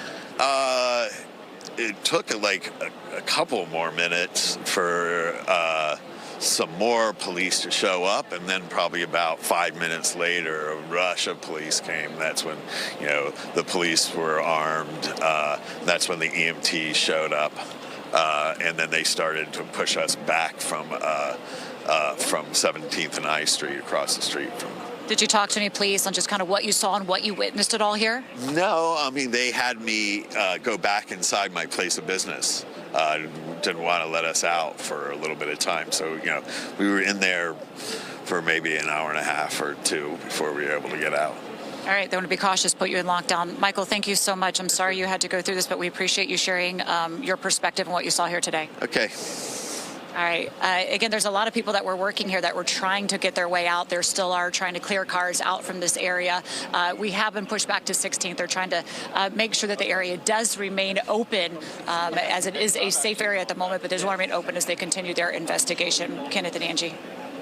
Right. Julie Donaldson for us tonight from 16th and I should say, about a block away from where this happened. Just incredible details from that witness there. And obviously any witness statements or obviously this was somebody who saw the aftermath, but if anyone saw the actual gunman, the actual shooting, we hope that law enforcement obviously speaking with them now. Yeah, well, and I think that's why we're going to see that crime tape and that perimeter out there for quite some time, because we talked with Rich earlier, who was our law enforcement expert, in addition to just collecting the evidence and making sure that they are able to, recover maybe any type of weapon that was involved. Or it's also important to find people like this. We're looking for them as well, but more importantly, law enforcement, they want the eyes and ears of anybody who was within that vicinity. This guy, he thought it was construction, right? I mean, people heard, they saw things, and so that's going to be more important than ever in determining what are really the unanswered questions right now, which might take days, might take weeks, might take months or years. We might never know. But the motivation behind this, was this a targeted attack? Was it an ambush? These are all things that we're hearing. But again, we are stopping short of jumping to any type of conclusion. And as you take a live look at GW Hospital there in Northwest, we see a police presence outside the hospital. We have not confirmed if a National Guard's member, if any of the shooting victims were taken to that hospital. We know President Trump said they were taken to 2 separate hospitals. This is the closest hospital to the scene, and we typically see police officers outside the emergency rooms because they handle all types of situations, but we've seen what appears to be a more increased police presence there outside the hospital. Well, we also had reports, too, that the suspected gunman was injured and was hurt and wounded as well. So, I mean, that might be the case as well. Nonetheless, we are there. We are here. We are in a variety of different parts of this story, and we've got it covered, including with Bob Barnard, who joins us now from Lafayette Park. Bob, you've been talking to people all afternoon, and you've been covering the city for many, many years. Bob, just considering what has happened today and what we've gone through over the last few months, it's hard to say how this is going to impact this recent surge we've seen. What are you hearing there on the streets? Well, I mean, people here are kind of stunned, for sure, those that are hearing this news. But I think one of the responses we just heard from the Secretary of War, Pete Hegseth, that they're going to send 500 additional National Guardsmen and women to D.C. in the coming days and weeks. So I think a lot of people are impacted just in terms of trying to get home. On this Wednesday before Thanksgiving, we are at the far northwest corner of Lafayette Park. The White House is right here. We've come a block closer to the scene, and we're frankly as close as you can get now, because this is H Street looking down at 17th, and you see all the police there at the scene. I want Doug Wilkes to kind of just pan off to the left here to see not only is it police tape, but you've got heavily armed Secret Service uniformed police here blocking the sidewalks. They are maintaining the perimeter because the White House grounds, the property, the complex is still on lockdown. And now I want to kind of, as we pass over H Street, I want to kind of look north on Connecticut. So this is looking north on Connecticut, where you see those flashing lights. That's I Street. So the scene, you heard the other guys, Julie was at 16th and I. This is Connecticut and I, which is a block closer to 17th and I.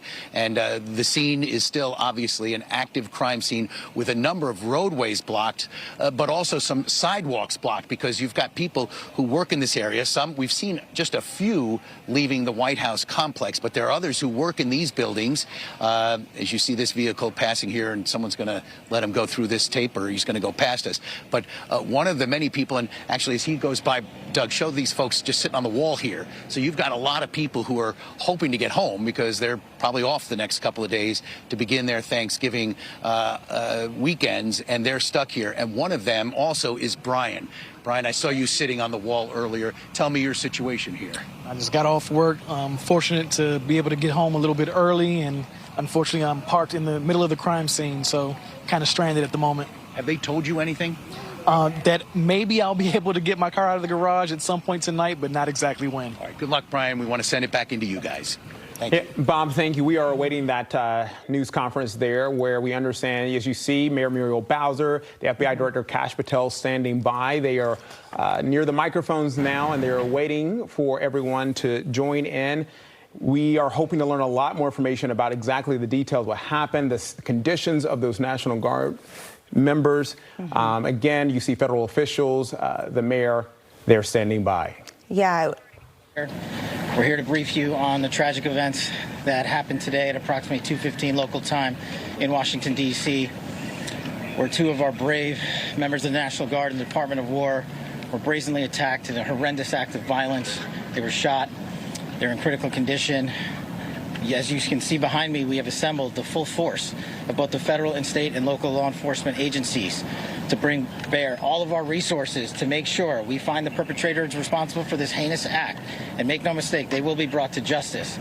Since this is an assault on a federal law enforcement officer, this will be treated at the federal level as an assault on a federal law enforcement officer. The FBI will lead out on that mission with our interagency partners, to include the Department of Homeland Security, Secret Service, ATF, DEA. And we're thankful for the mayor's assistance in this matter, the Metropolitan Police Department and their skills in investigating homicides and gun shootings in this city is exceptional. We will work together collaboratively because this is a matter of national security, because this is a matter of pride. President Trump has been informed. We've been in contact with the White House. We will shortchange the American public with no resources to make sure we find and safeguard our nation's capital right here in Washington, D.C., and bring anyone responsible for this heinous act of violence to justice. I would lastly like to add to the American public and the world, please send your prayers to those brave warriors who are in critical condition and their families. They are here serving our country. They are here protecting everyday Americans and citizens around the world in our nation's capital. They are the heroes of this day, and we must remember them on this day and every day, and their families and the sacrifice they have made. I will now turn it over to Chief Carroll of the Metropolitan Police Department. Thank you. Good afternoon, everyone. My name is Jeff Carroll. I'm the Executive Assistant Chief here at the Metropolitan Police Department. At approximately 2:15 this afternoon, members of the D.C. National Guard were on high visibility patrols in the area of 17th and I Street Northwest when a suspect came around the corner, raised his arm with a firearm, and discharged it at the National Guard members. The National Guard members, there were other members that were in the area. They were able to, after some back and forth, able to subdue the individual and bring them into custody. Within moments, members of law enforcement in the area were also able to assist and bring that individual into custody. At this time, as the director mentioned, the National Guard members are being treated at a local hospital. DC Fire and EMS responded to the scene to provide first aid for those individuals and transport them to a local hospital. The suspect in this case was also transported for treatment at a local hospital. Madam Mayor? Thank you. I'm Muriel Bowser. I'm the mayor of Washington, D.C., and I, too, want to send my thoughts and prayers to the families of the guardsmen and to the guardsmen who are in critical condition in a local hospital. I am joined by members and leadership from the D.C. National Guard, from the West Virginia National Guard, United States Secret Service, Deputy Mayor Pia, Fire Chief Donnelly, and Metro's General Manager Randy Clark. And we join with the FBI Director in ensuring that MPD investigates, the U.S. Attorney prosecutes this case to the fullest extent of the law. I've had the opportunity to brief U.S. Attorney General Pam Bondi, who was speaking to the president when I called, as well as the United States Attorney Pirro, who assured me that this case will have her office's complete attention. Mayor, was there any other suspect? Chief? Sure. So no, at this time, there was no indication that there was any other suspect. The one suspect that was involved in this incident, they were shot during the interaction, and they were transported to the hospital for treatment. Mayor, does this validate the need for the National Guard here in D.C.? What we know, Andrea, is that this is a targeted shooting. One individual who appeared to target these guardsmen, that individual has been taken into custody. Mayor, can you tell us any more details on the condition of the two National Guardsmen and whether or not anyone else was injured? And a quick question follow-up for the FBI Director. You said that we'll make sure we find the perpetrators for this act. So just to clarify, the person believed to be responsible is in custody and there are no other suspects. Sure, so I can start out. Again, Chief Carroll from MPD. So both of the individuals, the guard members, they are in critical condition at a local hospital at this time being treated. At this point, we have no other suspects. We have reviewed video from the area. It appears, like I said, to be a lone gunman that raised a firearm and ambushed these members of the National Guard, and he was quickly taken into custody by other National Guard members and law enforcement members. Have you got any sense of motive? No, at this time, obviously, we're very in the preliminary stages of investigation. There's a lot of things, a lot of agents that are here from various federal agencies, law enforcement agencies. We have the full power of the FBI and our federal partners here in the task force. So we're looking at all those different aspects, but we don't have any motive. Were the National Guardsmen armed, sir? The National Guardsmen that were shot, I'm told they were armed. Did they get off shot? At this time, that's part of the preliminary investigation. We know how the suspect was apprehended. Chief? Sure. So how the suspect was apprehended, as I said, the individual, the suspect came around the corner. He immediately started firing a firearm at the two National Guard members. So at that time, there were other National Guard members that were in the area. They heard the gunfire. They actually were able to intervene and to kind of hold down the suspect after he had been shot on the ground until law enforcement got there within moments. And he was shot by a National Guardsman? At this point, we're still investigating exactly who shot that individual. It's not clear at this time. Were there D.C. policemen in the area?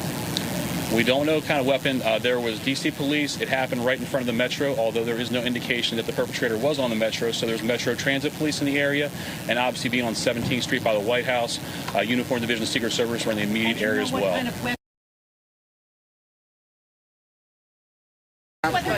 We're going to be able to take a couple more. Been able to questioned the suspect, or is his condition so severe that you haven't been able to have a conversation? Sure. Again, so as I said, we're very preliminary in the investigation, so we're looking into all aspects of who the individual is, his connections. At this time, he's still in the hospital receiving treatment. And I would just like, hang on, I would just like to add, the reason that this suspect is in custody is because of the bravery of the men and women of the National Guard who responded. Due to their extensive training to secure American lives today, there was not any further injury and any further shooting. We should highlight the fact that the men and women of law enforcement, the interagency, the Department of War, and the National Guard executed their training with great precision today and prevented an even greater tragedy from befalling us. These National Guardsmen are heroes, and we must pray for their safety and their speedy recovery. And as the chief said, we are in the preliminary stages of this investigation. We will run down every single lead, every piece of evidence. This is the power of the U.S. government at its best at the state, local, and federal level. That is why this interagency group is standing behind us to assure America and the world that we will continue to keep D.C. safe. And thankfully, we have Metropolitan Police Department, the National Guardsmen, and federal agents, and the Department of Justice and the Attorney General willing to prosecute the mission to keep Americans safe. And President Trump has rightly stated that this heinous act will be investigated, and he has thanked the National Guardsmen and women and the men and women of law enforcement. Thank you. Did the suspect say anything at the time? Why did the West Virginia governor say that they've been killed? Chief, was anyone else shot besides the two? Have the families been notified? General, what about the unconscious count on the flight of the troops? Why are there 500 more troops? All right, we were just listening to FBI Director Mayor Bowser, the chief there from MPD, giving us an update on this horrific situation that has played out in the streets of D.C. We're getting some new information about these two guardsmen that were shot earlier today around 2 o'clock, just about a block from the White House. Today, we are learning, in fact, this was a targeted attack where the suspect apparently comes around the corner and starts shooting at the National Guard officers. Other guardsmen get involved. They eventually pin that suspect to the ground. That suspect was injured. Two of the National Guardsmen critically injured, rushed to local hospitals. And as we've been playing out for the last several hours now, a massive police presence that is unfolding on the streets of D.C. Also, we heard today from Kash Patel that this is going to be, of course, a federal case, the FBI taking the lead on this, as many agencies are now involved in this investigation. And Mayor Bowser saying she has been in contact with Attorney General Pam Bondi, as well as U.S. D.C. Attorney for the District of Columbia, Jeanine Pirro, and that this person will be prosecuted to the fullest extent of the law. We, again, want to reiterate, contrary to what was reported earlier by the governor of West Virginia, the two guard members from West Virginia are in critical condition right now at local hospitals here in D.C. The shooter was also injured, was shot in the altercation of when he was getting pinned down. So again, we're hearing from FBI Director Kash Patel and Mayor Muriel Bowser, as well as MPD Chief, that the suspect came around the corner and seemed to target these two guard members who were on high visibility patrol, as they have been doing for the last several months here in D.C. You have seen them all over the streets of D.C. At one point, their number as high as over 2,000. We know those numbers were going to start dwindling after December 11th. But this happening on Thanksgiving Eve. We know those two guard members are from West Virginia. They were not home for the Thanksgiving holiday, right now in critical condition. Yeah, let's get over to Nana St. She was at the press conference that just wrapped just a moment ago. Nana, what are you hearing? What was kind of the takeaways for you today? You know, there's still a lot of questions, but we did get a lot of clarification, especially on those two National Guard members. We know that they were taken to an area hospital and they're currently in critical condition. So we got that clarification. We're also learning more about the suspect. We're told that the National Guard members, they were kind of doing that high visibility patrol. If you're familiar with this area, the past couple of months, you see them walking in groups of 3, 4, sometimes 5 or 6. And then we're told the suspect comes around a corner with a weapon. We don't know what kind of weapon was used, and opened fire, basically striking 2 National Guard members. Now, because there's groups of these members, we're told at least one of them also pulled out their weapon, because we know that they are armed, and fired at the suspect, who was also taken to a nearby hospital. Just a lot that we're taking in right now, but again, I think the biggest thing that came from that is the condition of these National Guard members. Mayor Bowser was here. She said she had a chance to brief Attorney General Pam Bondi, who was actually speaking with the president at the time of her call. Right now, FBI Director Kash Patel was also here, and he made it clear that you can't do this, and the suspect or whoever else was involved, they will be held accountable to the highest extent of the law. A number of questions here. Was it targeted? Was there a bigger group? Do we know why this happened? The motive? A lot of those questions we don't have the answers to. A lot developing out here. Different moving parts. This is a very large crime scene. Again, I'm just going to step out of the shot just so you can get an idea of where we are. So we're at Farragut Square, the park, and just behind, on the other side of the park, maybe a block over to the right, is where the shooting took place, just steps away from the metro, and then another block behind is the White House. But again, we do know that President Trump has been briefed. He has been informed of the situation that is taking place, and we're just on standby here to see what additional information that we can gather here. But some better news than the news that we were reporting about an hour ago. We know that a correction has been made, and those 2 National Guard members are in the hospital right now fighting for their lives. And as the officials here mentioned, they're asking everyone to keep them in your prayers, especially as we enter this holiday weekend, guys. Just so heartbreaking, especially on this holiday weekend. Nana, thank you. Let's get over to Bob Barnard, who's also covering this for us for another vantage point. Bob, if you can hear us, what was kind of interesting today is we are figuring out that this was targeted. The suspect came at the guardsmen, but also they asked the chief and Mayor Bowser, are there more than one suspect? Yeah. And they said, no, right now it seems like there's just one suspect. That suspect was taken into custody, also injured in this altercation that seemed to happen between both sides. Who else was on the scene? Other law enforcement? That has not been determined. Yeah, we have seen here in the last couple of hours, this happened about 2:15. ATF, FBI, Secret Service. This is one of the most heavily protected areas in the entire country, if not the entire world.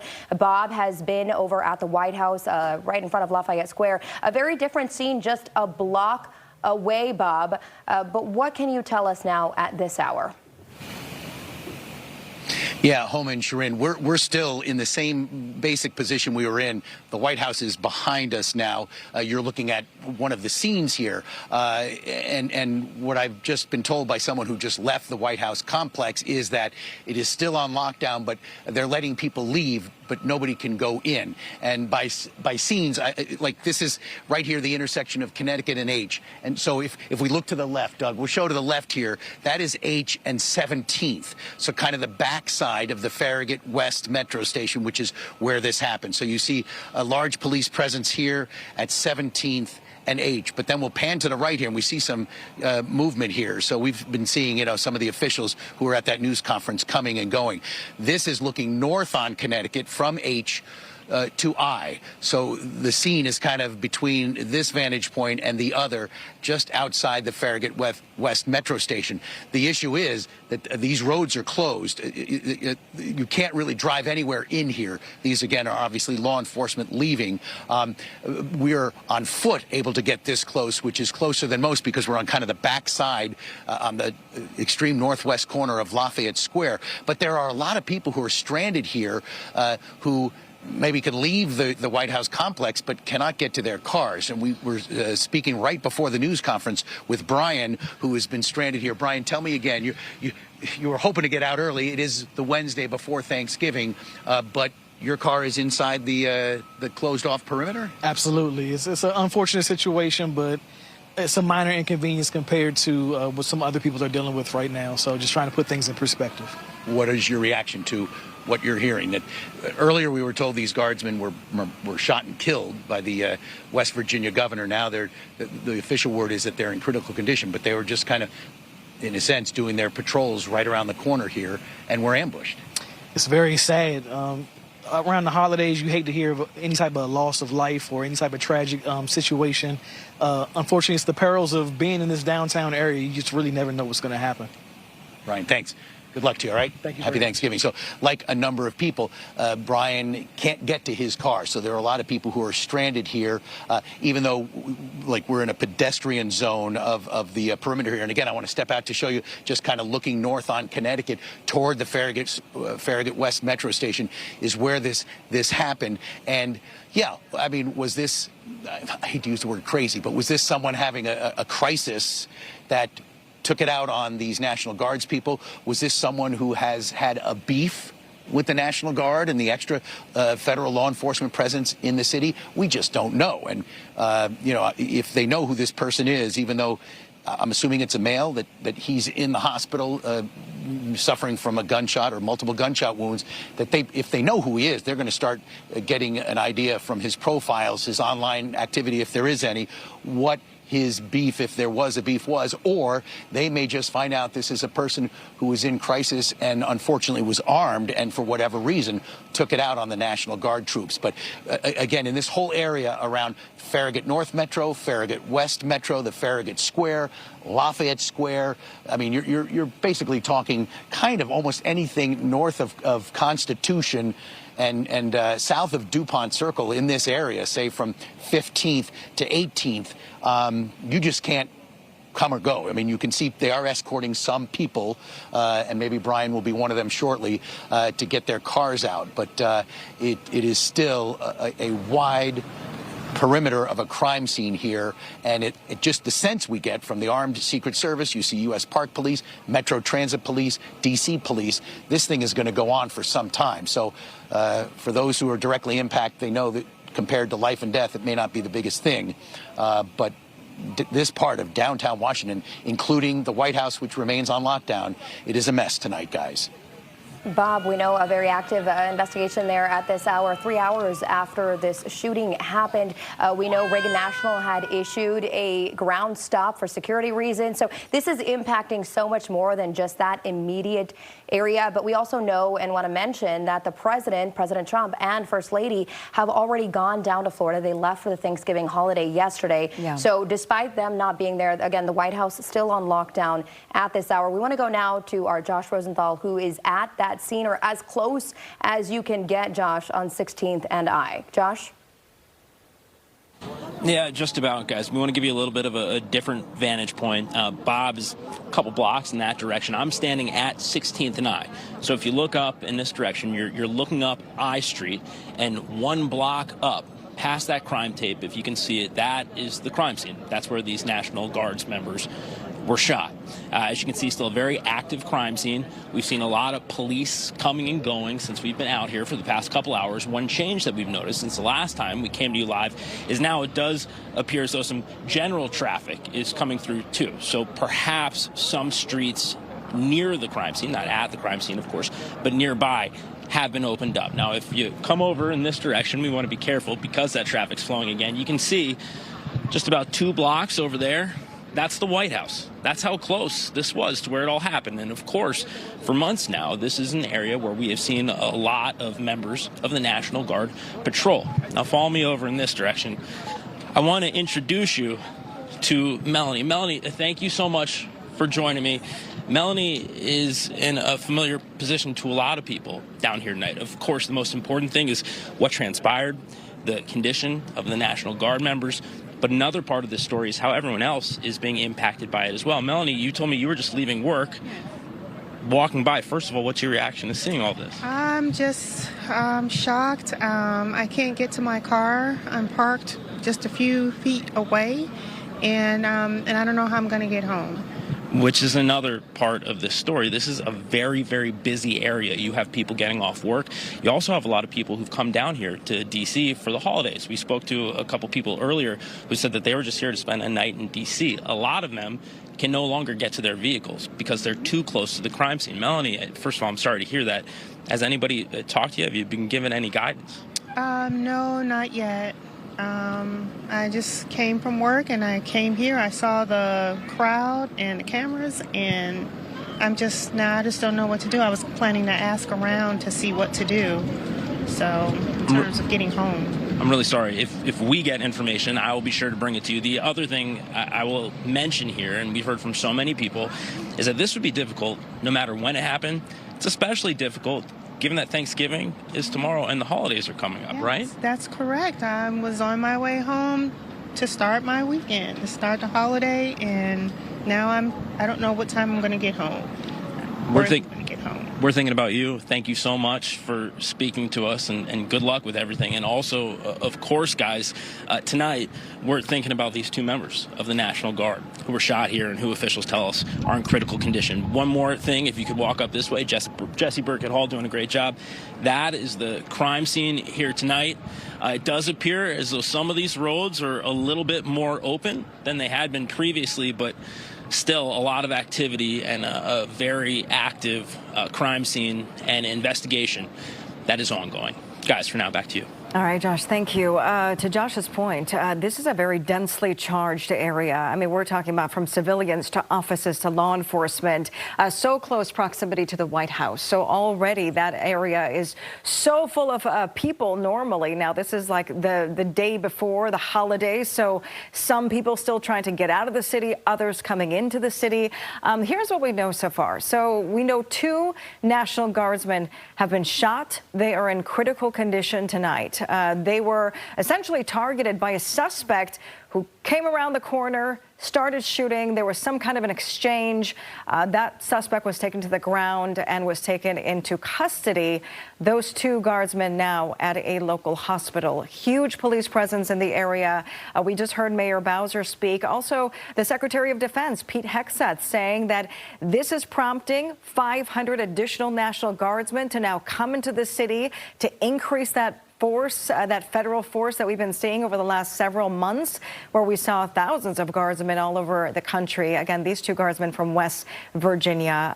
We want to go to this is a witness soundbite, right? Actually, I think we're going to go back out live now to Julie Donaldson. She has been on the scene for hours now, just after this news broke.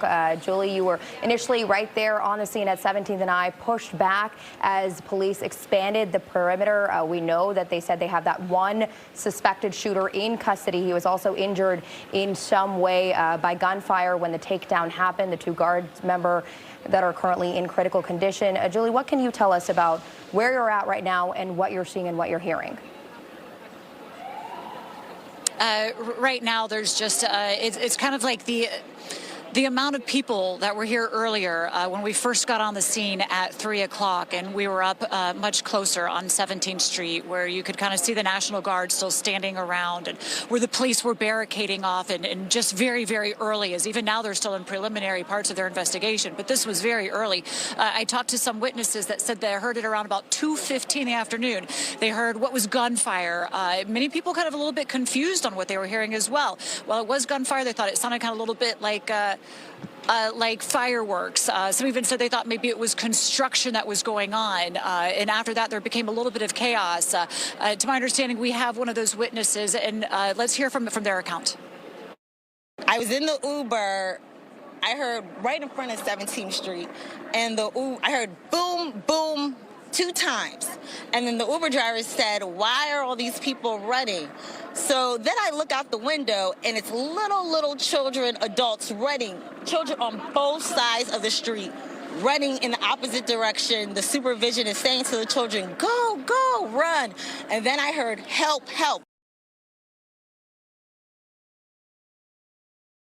And we talked to somebody else earlier as well that was down here, and he said he was working in his office and he heard 2 different rounds of shots going off, and they saw somebody that was pinned to the ground. And Stacy there said that the person was wearing a hoodie. But there's a lot of different accounts that we're trying to get from people to understand, as we are, just kind of what took place here and exactly why. Of course, they said that this was targeted.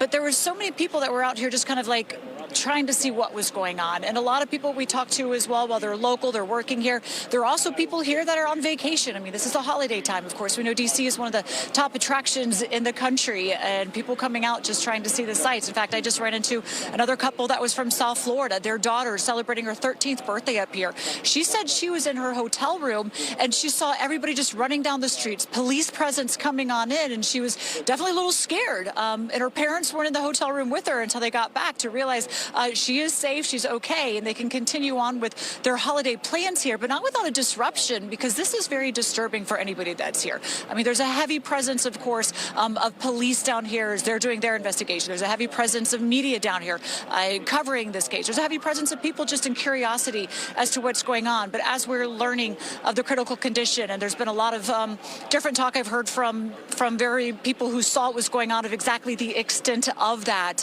But we'll wait for, of course, more information as that does come out. But right now, the police presence is still on down the street, not as heavy as it was before, but this will, I'm sure, carry on for quite some time until we do get all the information that does come from tonight and from today's just unfortunate. I mean, when you really think about the heart of this, everybody's here to celebrate Thanksgiving, and now families are being told that their loved ones are not in a state to be able to celebrate them with them on this day.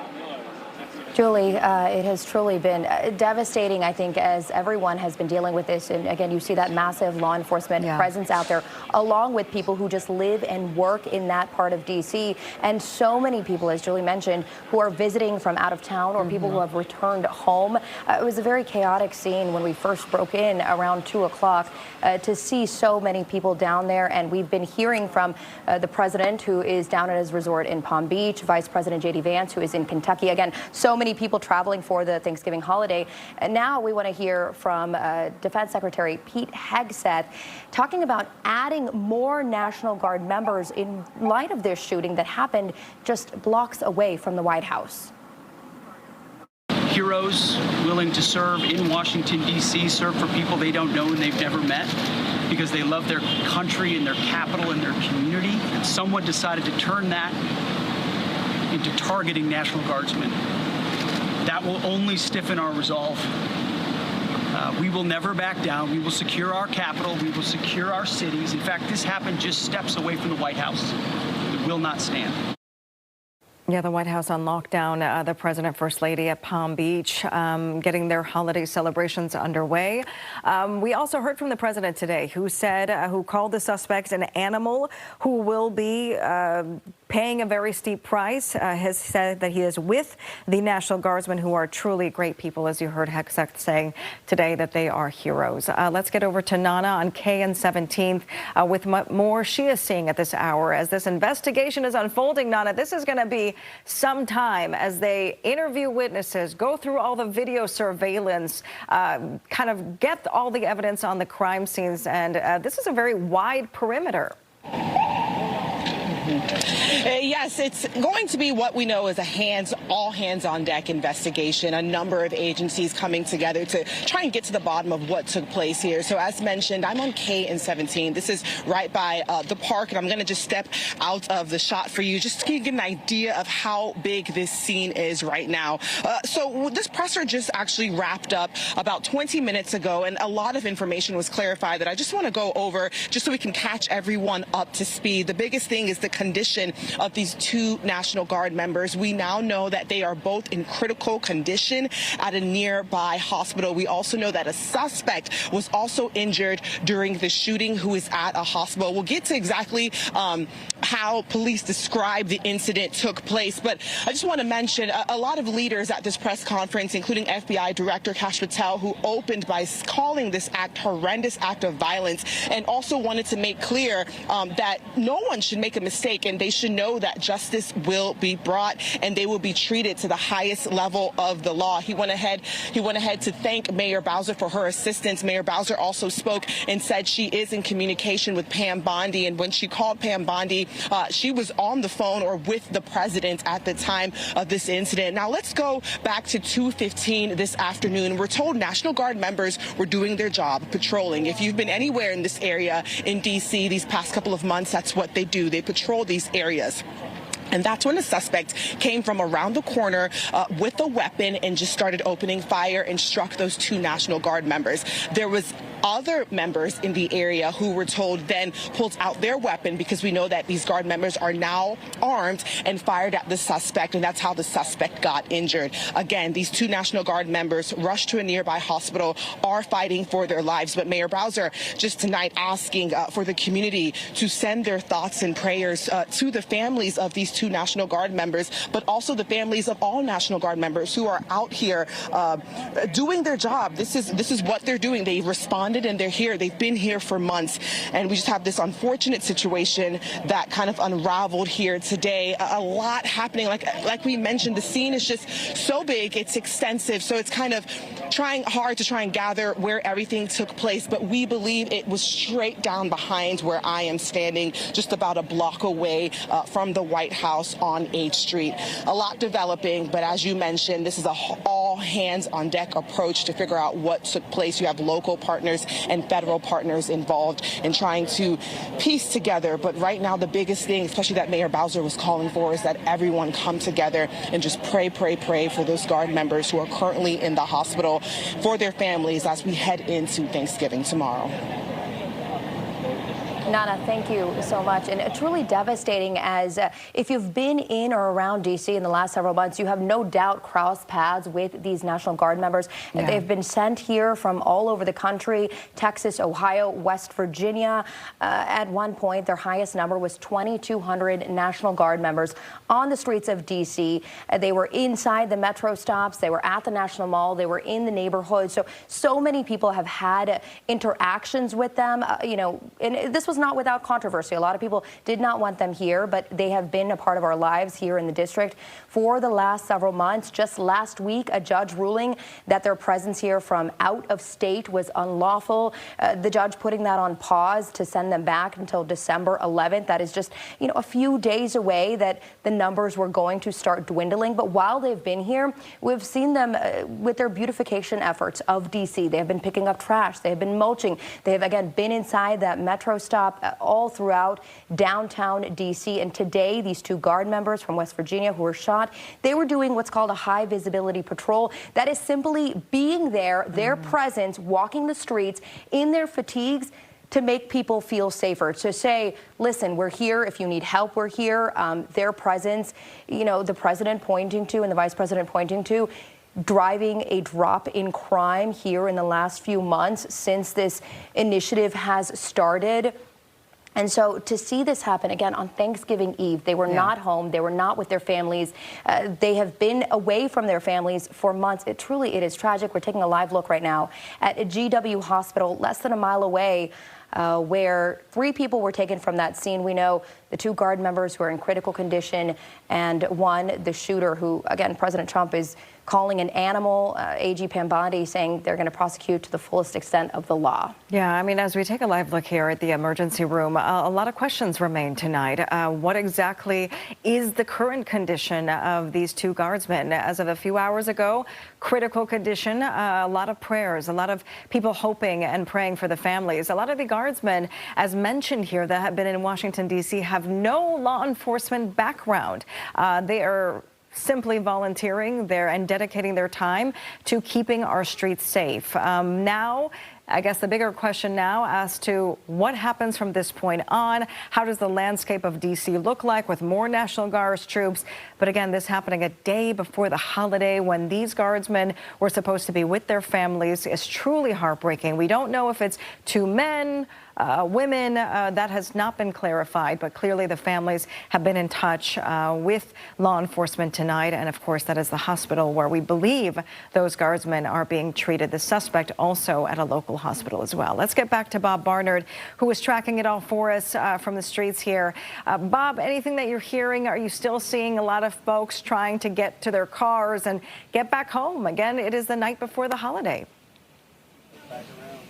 Yeah, Sharon, people are just trying to get out and about, whether they're leaving work or they're visiting town and trying to get somewhere that they can't cross through the crime scene. And so they're trying to figure out how far wide and around they have to go to get where they're going. And they're people we've been seeing all this time. And Brian, who got out a little bit early today on this Wednesday before Thanksgiving, hoping to go home early, is still here now. I will tell you that it's been 3 hours now since the shooting, and the White House remains on lockdown. However, we have seen people leaving on foot, but none of the vehicles that are within the complex barricades and surroundings here that are leaving. So, you know, there might be some people, because of what's happened just a block away from us, and the White House is right behind us here at Lafayette Square, between us, might still be in working, but a lot of vehicles are stuck in here, and yet people, we're told, aren't allowed in, but they can leave. And others who work in this area and park in the various garages around here are stranded as well. And you see, this is one of the armed, uniformed Secret Service officers maintaining the perimeter here, which the intersection we are at is Connecticut Avenue and H Street, and there are some vehicles that are leaving that are part of the operation here. But as we pan to the right here and look north on Connecticut to I Street, that is the crime scene. And as you're looking at your TV screens to the left there, which would be going west, down I Street to the Farragut West Metro Station. So that is where this all started. And there are a number of blocks in this, a radius of this area here, to include the White House, that are closed off right now. And you have a lot of people, I've heard people say, we're trying to get to dinner over there. And they're like, well, you have to go way around. So people trying to leave and go home, others who have appointments or reservations in this downtown core area, between, say, DuPont Circle, Farragut West, and Farragut Square. They're stuck, and you see these people sitting here, and it's going to be tough to probably see. We're just going to quiet for 1 second as this little procession of at Secret Service. They didn't even wait. I don't know who this is or what that is, but the armed Secret Service officer I've been showing you has been lowering and raising the police tape. When cars have come and gone, these guys drove right through it. So, honestly, if that's just someone trying to get somewhere casually, that was a little ridiculous, because, there have been people walking across the street because the street is closed to other cars, but not to pedestrians. Like this guy is going to go right through these two officers. I sure hope he saw him. When you guys normally see something like that, you think, okay, there's a fire, there's a car accident, there's a shooting, something's going on. So I wonder if something else is going on, or if those are just officials and upper echelons of the different law enforcement agencies trying to get somewhere. They're going awfully fast, and I won't say recklessly, but again, in their path are a lot of pedestrians, because these roadways are, look at this lady right here. The roads are closed to vehicles, but people have been walking around, and those guys just whipped through here and blew through the crime scene tape. So that's the first, and we've been out here a couple hours. I haven't seen anything kind of move with that urgency since we've been here.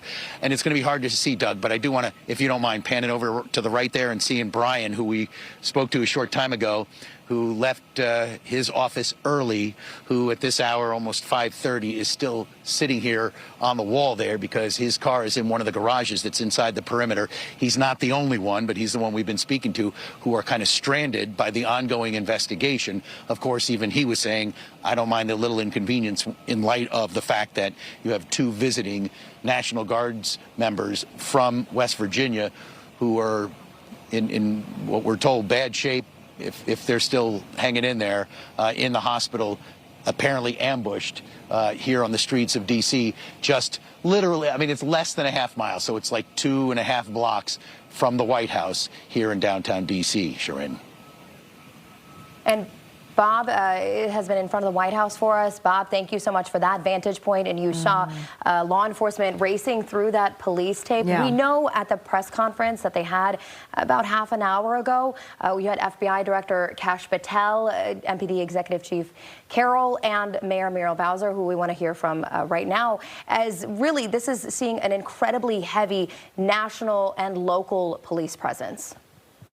We join with the FBI director in ensuring that MPD investigates, the U.S. Attorney prosecutes this case to the fullest extent of the law. This is a targeted shooting. One individual who appeared to target these guardsmen, that individual has been taken into custody. Yeah, and they were saying this is going to be treated as an assault on a federal law enforcement officer. What's really, I guess, incredible about that moment is how quickly the National Guardsmen acted, because to our understanding, this suspect was taken down quickly, and if not, this could have been a much different scene that is playing out right now. But again, one suspect in custody. They have been injured. We don't know their identity, their motive. That may take days or weeks to come. And 2 National Guardsmen at this hour still in critical condition. But as you heard the mayor say, this was a targeted attack. So again, that motive will be very critical. Let's go out to Julie Donaldson, who's also covering this from a different angle. Julie, the impact this is having on the entire city. I mean, we just saw police officers racing through that crime tape, because at the same time, just driving through the streets of D.C. when there's not a perimeter is difficult, let alone emergency officers, police that have to get somewhere. This is difficult tonight. Yeah, Sharon, we're here and we're all covering the same story, but the world's continuing on, and there are other things that are happening. People need to come and go, get to work, get home, get ready for their holidays, and be with families. And this is a very large perimeter that has been roped off. Again, we were earlier when we first got here at 3 o'clock. We got to be able to be down on 17th Street, and then they pushed it back. They pushed that perimeter back to 16th Street. So now we're all back up here, a good block away from where the crime scene happened. But people are working still, and a lot of places went into lockdown. Kojo is one of those. We're seeing people that are trying to get out of this. Tell us, this happened earlier around like 2:15. What was the state in your office when this took place? Well, it was like all of a sudden, out of nowhere, one of my colleagues ran and told me he just heard gunshots outside, and then he looked out the window and saw a lot of people running. And then we checked into it, found out little details that were sporadic but not totally accurate. But now, we were just locked up in there for pretty much the whole day. This is my first time coming out. When your colleague says that he hears gunshots, what do you do? What do people do in that moment? People do different things. Me, I don't know. It's like I get into everything's turned very serious then, so. We just made sure there wasn't nothing going on inside the building. And then once we found out we were on lockdown, they locked all the entrances and exits in our building. We were fine. So is that lockdown, obviously you're out, lockdown's lifted? Are people able to try and get home now? Yes, absolutely, yeah. I'm ready to go. What is that messaging when you do go into lockdown?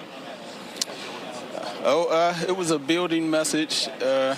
I guess some of the key people, they started to make sure everybody knew what was going on, and it just goes through the building, word of mouth. When you're hearing the information unfold and you're hearing that it's 2 National Guardsmen, what are people saying? What kind of discussions are you having? Like, are you able to continue working, or does this kind of overtake your afternoon? It's distracting. Yes, and you just want to make sure it's not a domino effect that's happening. So you want to make sure that you can get home to your family, and it's kind of nerve-wracking. Speaking of family, did you need to call them and let them know that you're safe, knowing that you work right here where this took place? I did, yeah. I had to call my wife, and I called a couple of friends that know I'm down this way, and they were saying they were watching it on the news, and they were just checking in on me as well. So, yeah. How are you doing right now? Well, I'm fine right now. Yeah, I'm fine right now. It seems like they have it all under control. And we know Kojo is coming out here, some leftovers from a holiday party.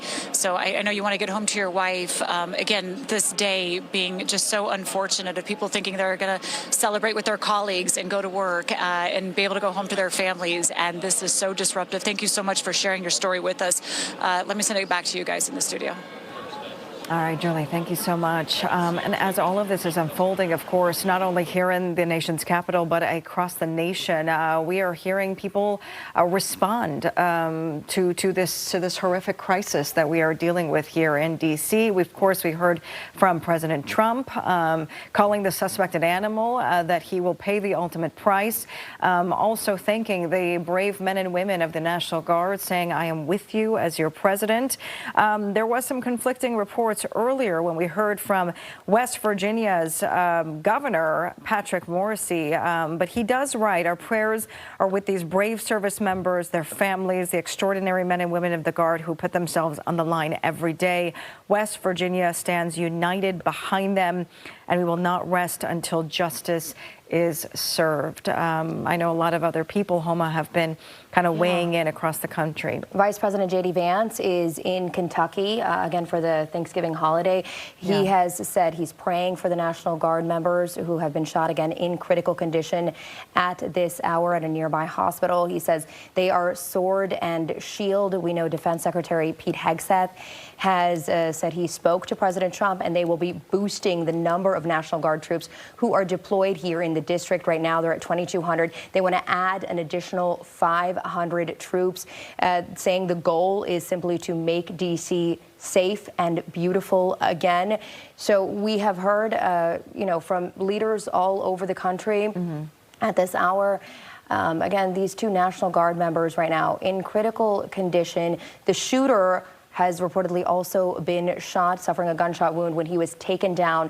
Mayor Bowser and FBI Director Kash Patel saying this was a targeted attack, that the shooter came out from behind a corner, targeted these two Guard members who were doing a high visibility patrol, as we have seen them doing for months here on district streets right now. So let's go back out live to our Josh Rosenthal, who is on 16th and I. Josh, what are you seeing at this hour?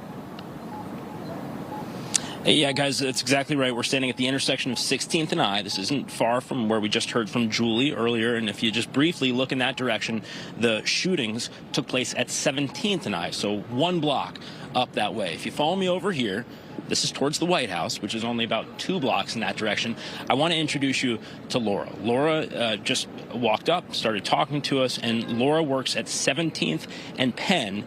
You left work early today, you said, and you came back here, and why was that? I came back. I actually just wanted to see the scene and say a prayer. I've had a lot of recent exposure to the National Guard because I work at 17th and Penn, obviously across from the White House, but also at Logan Circle, which is nearby. And I just have seen the good that they're doing. The crime is down, and I want my friends in the suburbs to know that they are not militant at all. I have seen them work with homeless people and help them get to a shelter. They've actually been quite kind. You can breathe again around here. When a couple of months ago, before they started working here, someone was actually shot in Logan Circle and murdered. And this is because crime has changed in D.C. over the past 18 months. Just the way it's being done.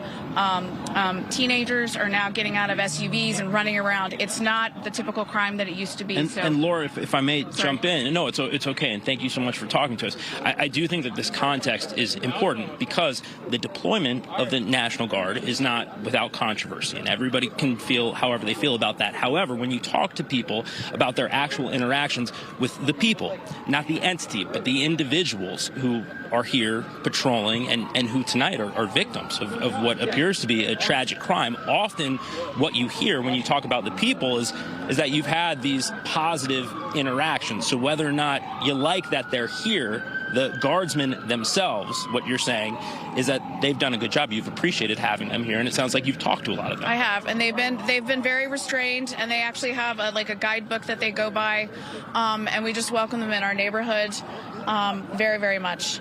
It's important to feel safe. and certainly want to know more details of what happened down here so close to the White House, where the Secret Service is obviously based as well. Laura, before I let you go, we talked about how you work at 17th in Pennsylvania, so you only work about a block away. You were not here at the time of the shooting. She had left early and had come back, but what is your reaction to having something like this happen so close to where you work? Well, I think it's an absolute tragedy. It's an absolute tragedy. Again, no matter how you feel about the deployment, these are men and women who are serving our country and doing the best that they know how to do. And they mean no harm and certainly do not deserve to be shot and even potentially killed. Thank you very much for your time, Laura. Please be safe getting home, and thank you for speaking with us. One more time, guys, if you just want to swing in this direction, Jess, maybe come on this side of the pole here. I do just want to show you one more time the crime scene here up I Street. We're walking towards I and 17th where this took place. Still very active, still a lot of emergency vehicles. Some traffic is moving through here. We have talked to quite a few people who just so happen to be down here trying to go to dinner, trying to come home from work. But again, this investigation, it is ongoing, and guys, as I send it back to you, it goes without saying that this is likely going to continue for hours and hours into the night. Yeah, I mean, listen, this is something that the investigation is going to take potentially days, weeks, months until we find out the clear picture exactly what happened. Just another point here that the National Guard troops, I mean, most of these folks have civilian jobs. They are here on a part-time basis, volunteering to up security cases in cases of national emergencies. Again, 500 more National Guard troops are going to be coming into this D.C. because of this. But your heart goes out to those families tonight that are grieving because they don't know what's happening to these two National Guardsmen. These are their friends, their families, their comrades, people that have been working alongside for quite some time. And so many of them deployed here to the district for months now. They are away from home. They're away from their families. Yeah. Even tonight on the eve of Thanksgiving, where all you hear people talking about is going home to family, to spend time with their family. They were here on the streets of D.C. House Speaker Mike Johnson praising the heroic work of the National Guard, writing the National Guard has done heroic work this year, working around the clock to make our nation's capital safe again. We are forever grateful for the swift actions of law enforcement and for all those who risk their own lives to protect everyone else. And you're hearing from Democratic leadership in the Congress also speaking out right now. Senate Minority Leader Chuck Schumer saying, "My heart breaks for the victims of this horrific shooting." House Rep Minority Leader Hakeem Jeffries also writing he's praying for them, thankful for the brave law enforcement officers and first responders who swiftly apprehended a suspect. I do want to point out right now at this hour, we don't know the identity of that suspected shooter.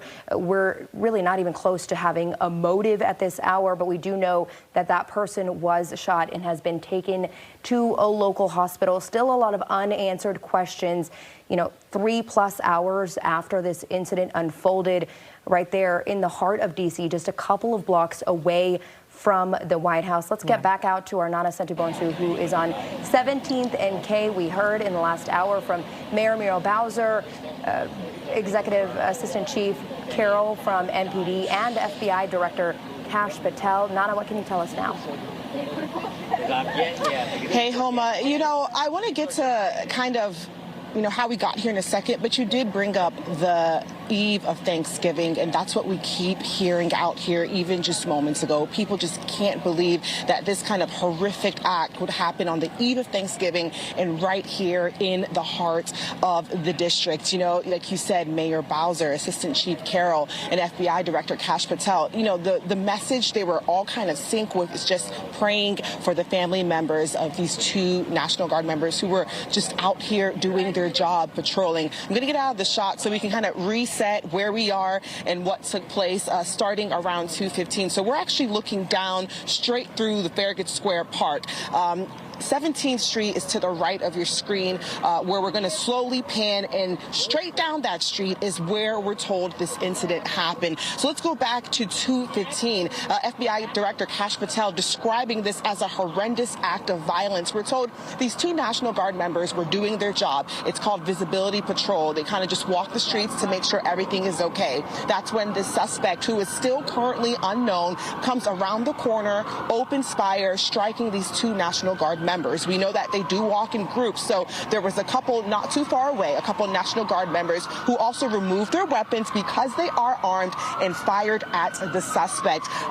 FBI Director Kash Patel calling those National Guard members heroes. They were able to stop that suspect. We know that 2 National Guard members have been rushed to the hospital where they're fighting for their lives. Mayor Bowser also just adding, once again, please send thoughts and prayers to these families who are just with their loved ones again the night before Thanksgiving. Bowser also added that she has briefed U.S. Attorney Pam Bondi, who was actually speaking with President Trump at the moment. So a lot that we're trying to gather. It's still an active scene. I asked if we're actually going to get an update or if officials will have new information for us tonight. And we're told if necessary, they'll come back out here. But right now, their focus is on being with those 2 National Guard members who are in the hospital and also trying to figure out why and how it all happened. We asked about a motive during the press conference, and Assistant Chief Carroll was not able to provide an answer. He says all of that is part of their investigation, but we do know that at least these 2 National Guard members were obviously targeted by the suspect. Why, we don't know, but we're working to find out. You can hear just the sirens, a lot taking place here. Again, and it's also rush hour now in the middle of downtown, so there's so much taking place. We have tourists in town. We have people who live here just getting off work, all just shocked by this news that 2 National Guard members, and remember, they've been down here for months. So for a lot of people who work or live in this area, they see these National Guard members almost sometimes becoming part of their community. So one lady was even saying, oh my gosh, which one was it? Is it trying to describe different people? And we were just told them we don't know. Right now, we just know that they're in the hospital. So something that's definitely impacting people who live and work around here. Hearing that people that they potentially see every day are now in this current situation. But guys, I'm going to send it back to you as we continue to speak to people and just try and figure out what's going on. Yeah, a busy night, a chaotic night in the streets of D.C. Nana, thank you so much. Just to kind of give you a little visual as to where this is all playing out, we've been talking about this happening essentially just a block or 2 from the White House. I mean, you can see that proximity right there, 17th and I, 17th and K. That's a very dense area. A lot of law enforcement already permeating that area on a normal basis. A lot of cabinet members coming out of the White House. A lot of civilians, people working in that area, businesses. This area is so highly congested that you can imagine something like this happening in broad daylight at 2 p.m. How traumatic that can be. One of our witnesses we spoke to earlier, that spoke to Julie, just said it sounded like maybe construction work, right, the bangs of construction work. But then he actually had witnessed the 2 guardsmen on the floor, potentially one of them being resuscitated. Another suspect on the ground. For people just walking by, getting out of work, going on their lunch break, that can be very jarring to see. So again, just a chaotic night here in the streets of D.C. as we're trying to figure out exactly what unfolded. We might not get those answers for some time. Absolutely not. I mean, this is one of the most highly protected, highly surveilled areas in the entire country, just mere blocks away from the White House. And one thing that really stood out to me that Nana was saying was a woman asking, is it so-and-so National Guard member? I think when they first got here, a lot of people were jarred by their presence, walking in the subway stations, walking in the metro, walking along the National Mall in their fatigues. You saw them posted up with their vehicles outside of Union Station. And at that time, it was jarring. And now they have become, to so many people, like friends and families that you see on your way to work. And so that really does hit home. They're expected to be here through summer 2026. There's a lot of court battles going on right now with whether they should, their numbers should be reduced. Whether they're illegally here more. Whether they should stay. And now they're saying that they will be adding 500 more. And so truly, I mean, just such a sad, tragic situation for this to have happened again on Thanksgiving Eve. So now let's go back out to our Bob Barnard, who has been outside of the White House, Lafayette Square, for the last several hours. Bob, what can you tell us? Yeah, Homa, we've been speaking to people from all over the place. Locals who, the sentiment that I heard earlier, someone speaking to one of my colleagues saying that I was not happy, and I'm not happy that the National Guard is here on our streets, but this is awful. They're humans. They didn't deserve this. And a gentleman from Australia who said, I love coming to D.C. I come here every year. I can't believe this has happened. We are literally right behind my photographer, Doug Wilkes, is the perimeter of the White House complex. Right behind him is Lafayette Square, and then the White House just a little further back. But we're here to show you the scene here. This is looking north on Connecticut Avenue from H Street, and the roads are still closed. The White House is still on lockdown. We are seeing some people leave. Nobody's been allowed to enter the White House complex, which is more than just the White House and the grass and the fenced area around it. And there are others who are still stranded here, as Josh and others have spoken to, whose cars are parked inside the crime scene perimeter and can't get out.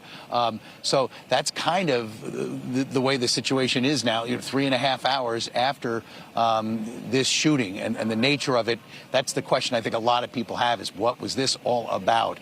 And were these guardsmen targeted because of who they are? And we just don't have those answers yet.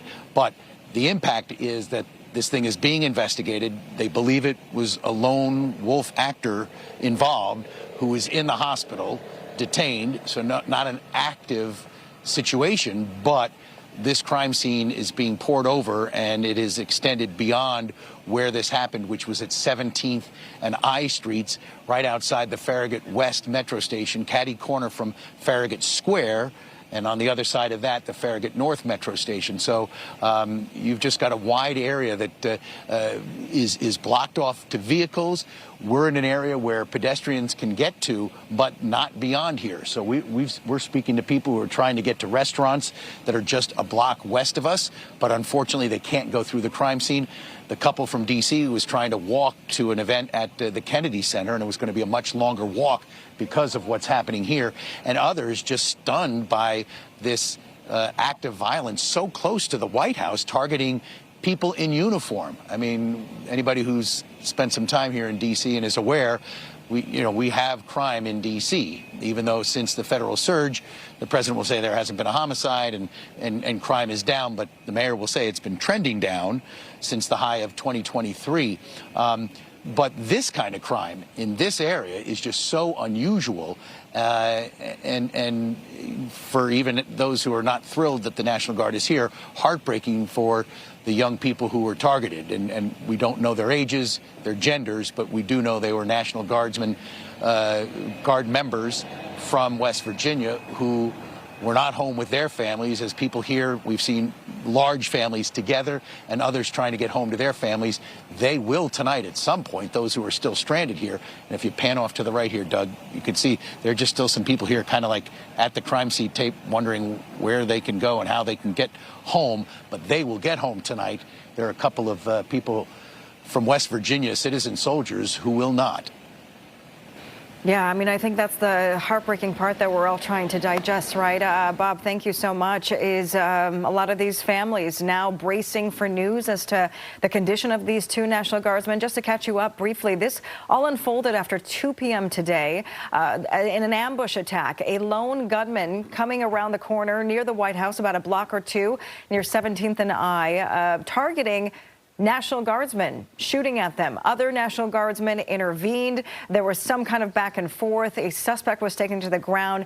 That suspect now also injured at a local hospital. The Guardsmen, we are waiting to get an update on their condition. There was some confusion earlier in the day as to what's going on with them. Again, latest we have heard, they are in critical condition tonight.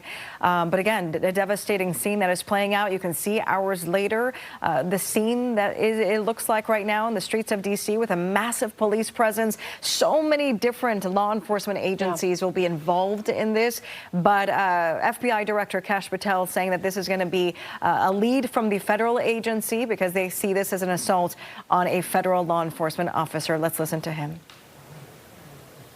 The reason that this suspect is in custody is because of the bravery of the men and women of the National Guard who responded due to their extensive training to secure American lives today. There was not any further injury and any further shootings. We should highlight the fact that the men and women of law enforcement, the interagency, the Department of War, and the National Guard executed their training with great precision today and prevented an even greater tragedy. And that's FBI Director Kash Patel. We also know Mayor Muriel Bowser has been in contact with U.S. Attorney General Pam Bondi, as well as D.C. U.S. Attorney Jeanine Pirro, saying they will prosecute this suspected shooter to the fullest extent of the law. At this point, we do not have an identity of that shooter. Name, age, not even a gender has been revealed at this hour, about nearing 4 hours after the shooting happened. But we do know that that person was taken down by National Guard members who were also in the area. And if you've seen them walking around D.C., you typically see them traveling in pairs or packs of several of them, walking through the metro stations, walking along the National Mall. Again, we have seen them going on 4+ months now.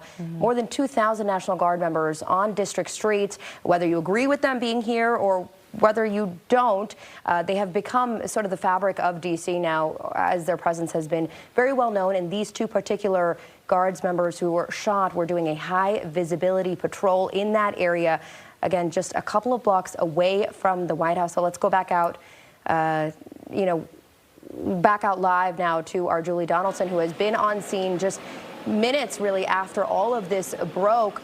Julie?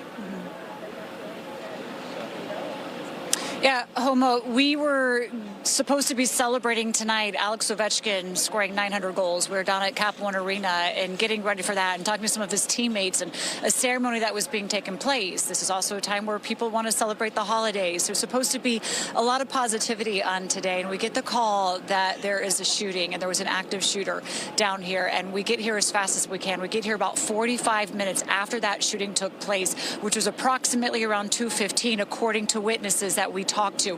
We got here basically right at 3 o'clock, and already this street behind me was lined with police cars, flashing lights all the way up and down the street on both sides of it. It was such a heavy presence of police. There were cars that were marked, so many cars that were not marked. As we know, this is a investigation between so many different departments coming together to figure this one out and try to figure out exactly what did happen. Of course, we've had more details from that.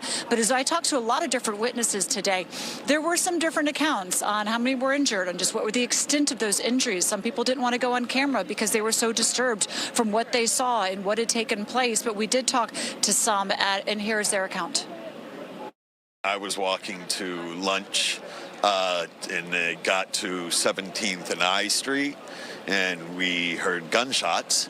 So we ran about 4 or 5 storefronts down I Street.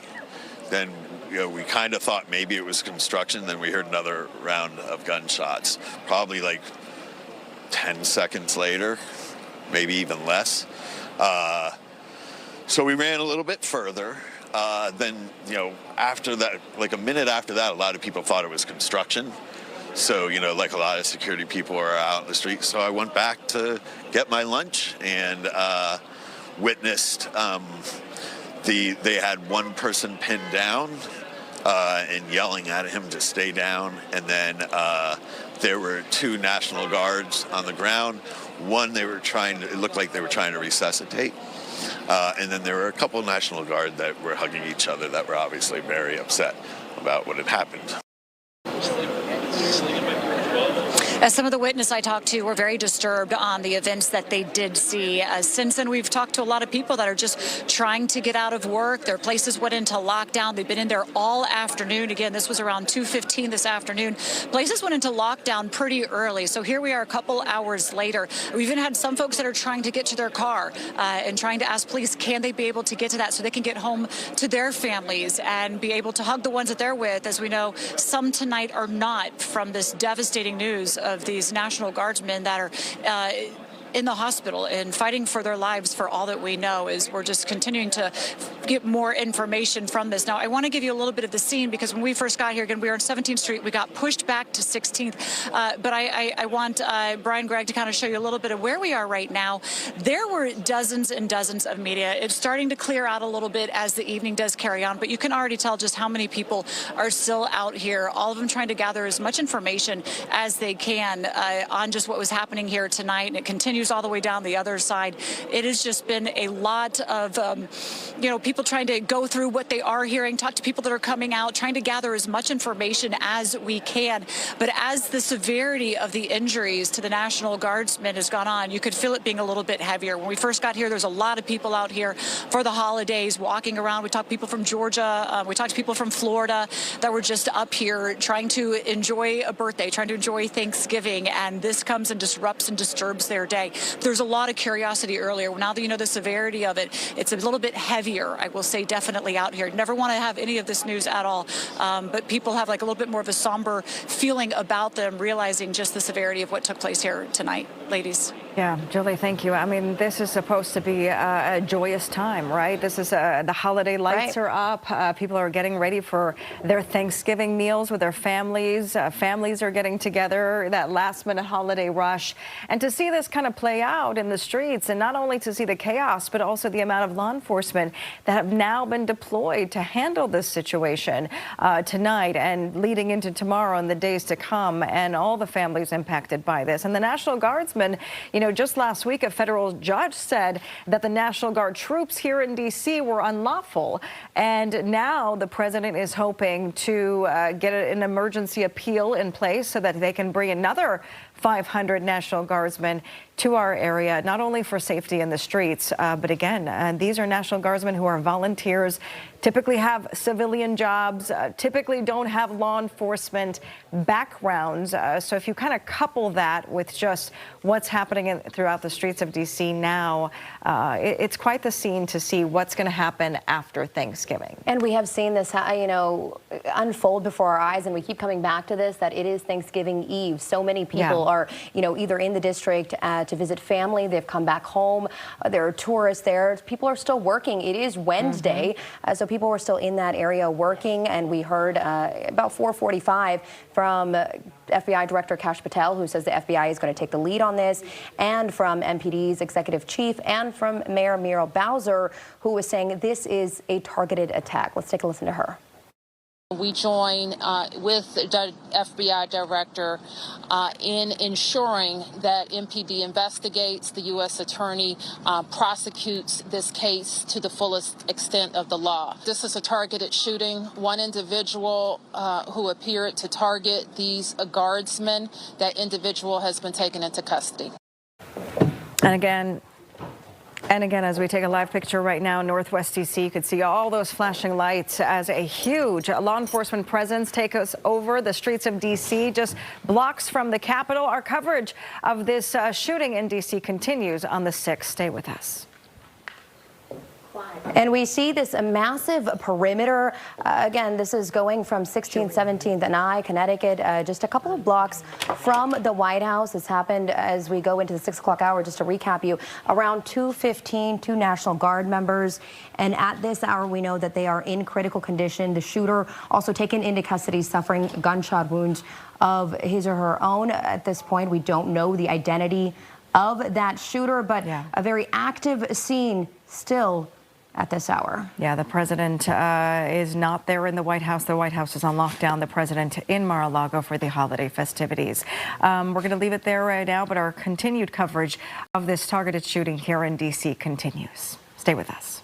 And top of the hour here on Fox. Our breaking news coverage continues tonight. 2 National Guard members targeted, shot near the White House. The troops from West Virginia are in critical condition in the 6 p.m. hour. And the lone gunman is in custody tonight, also shot. The shooting happening just after 2 o'clock near 17th and I streets in Northwest. This is outside the Farragut West Metro Station. You can see here just how close that scene is to the People's House, to the White House. Police saying that the Guard members were on patrol when the suspect came around a corner and then just opened fire on him. D.C. police say the gunman was then shot and quickly taken into custody by other Guard troops who were nearby. It's still unclear how the suspect was shot. Right now, still no motive for this attack and no details on that person's identity. The FBI now leading this investigation with the help of several federal agencies and D.C. police. Yeah, our crews now, they have been very active on the scene right when this news broke, and they have stayed with us throughout the evening. Bob Barnard,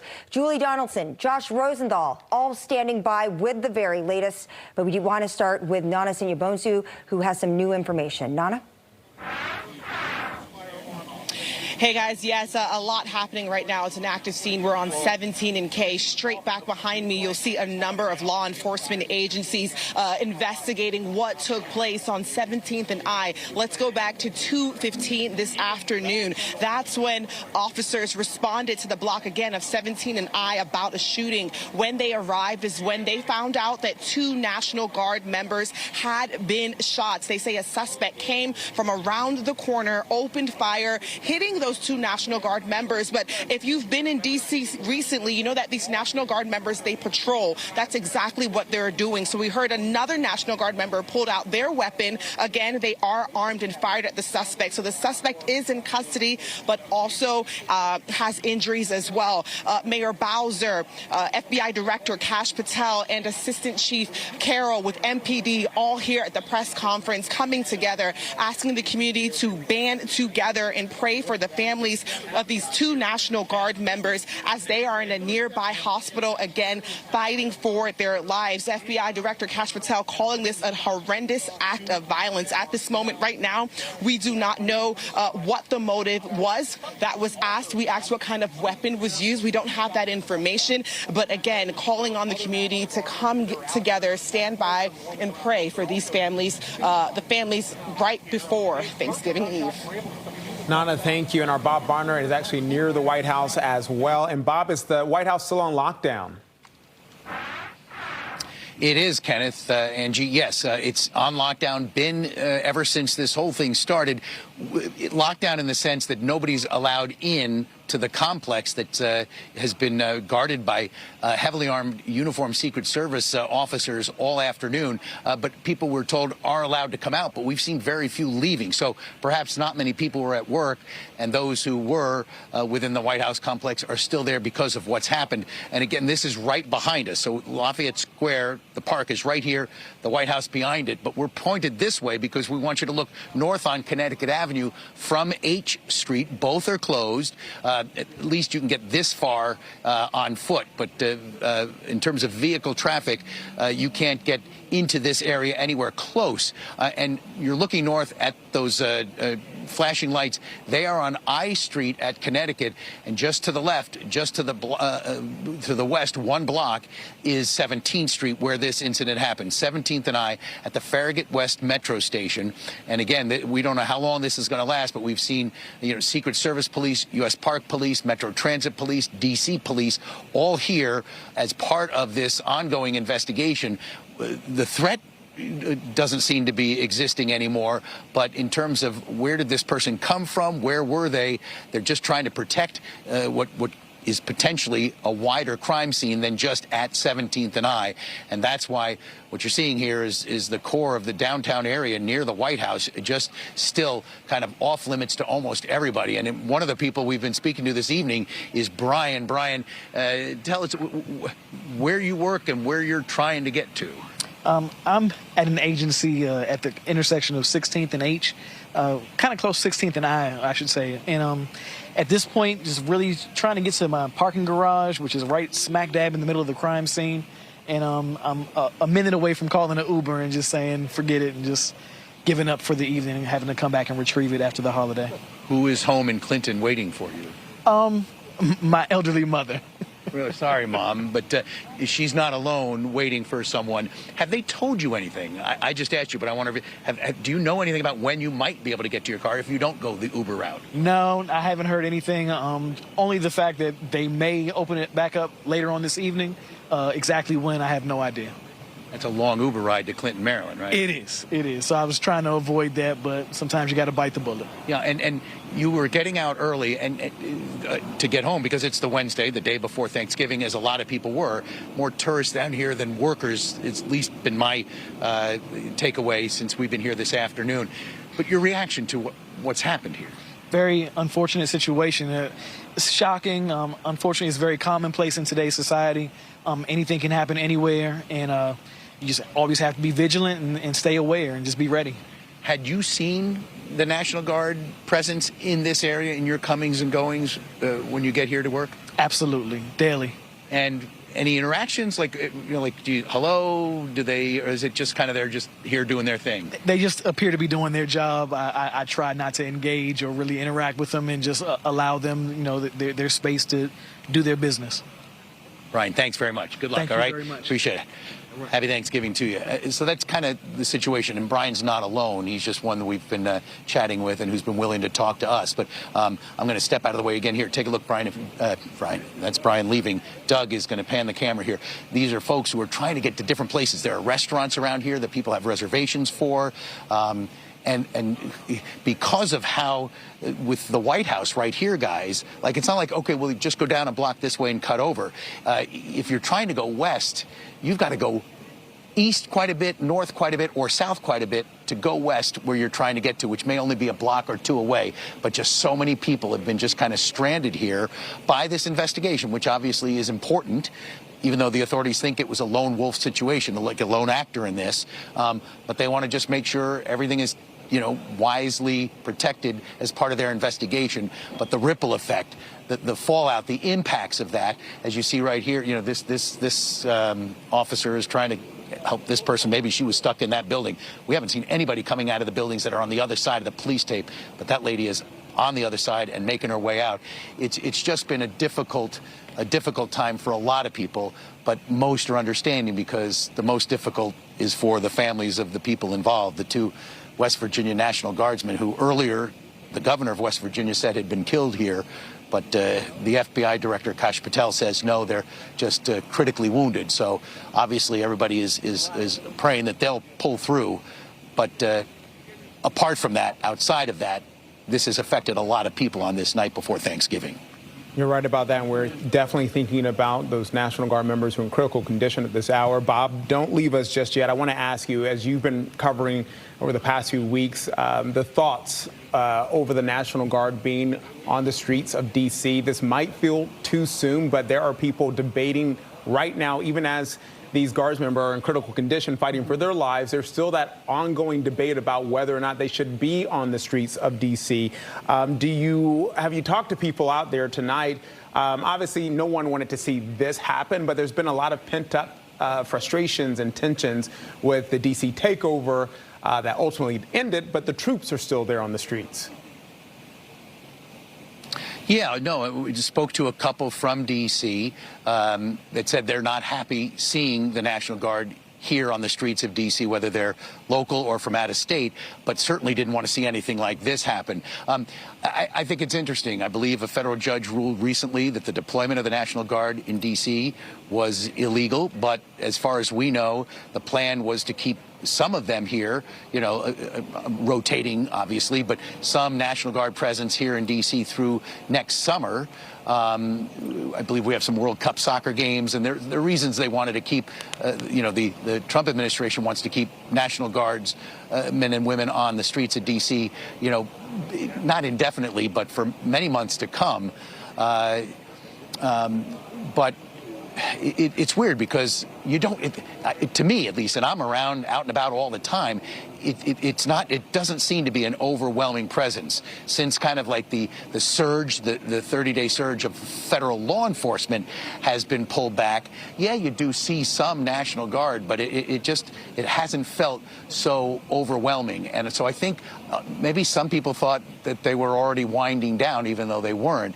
Now, the Secretary of War, Pete Hegseth, says what happened today is going to force him to send 500 additional National Guard troops here. So if it's kind of felt like it's been easing back, even though we know they're going to be here for a while longer, I think the presence is going to be felt in a higher degree because of what happened today.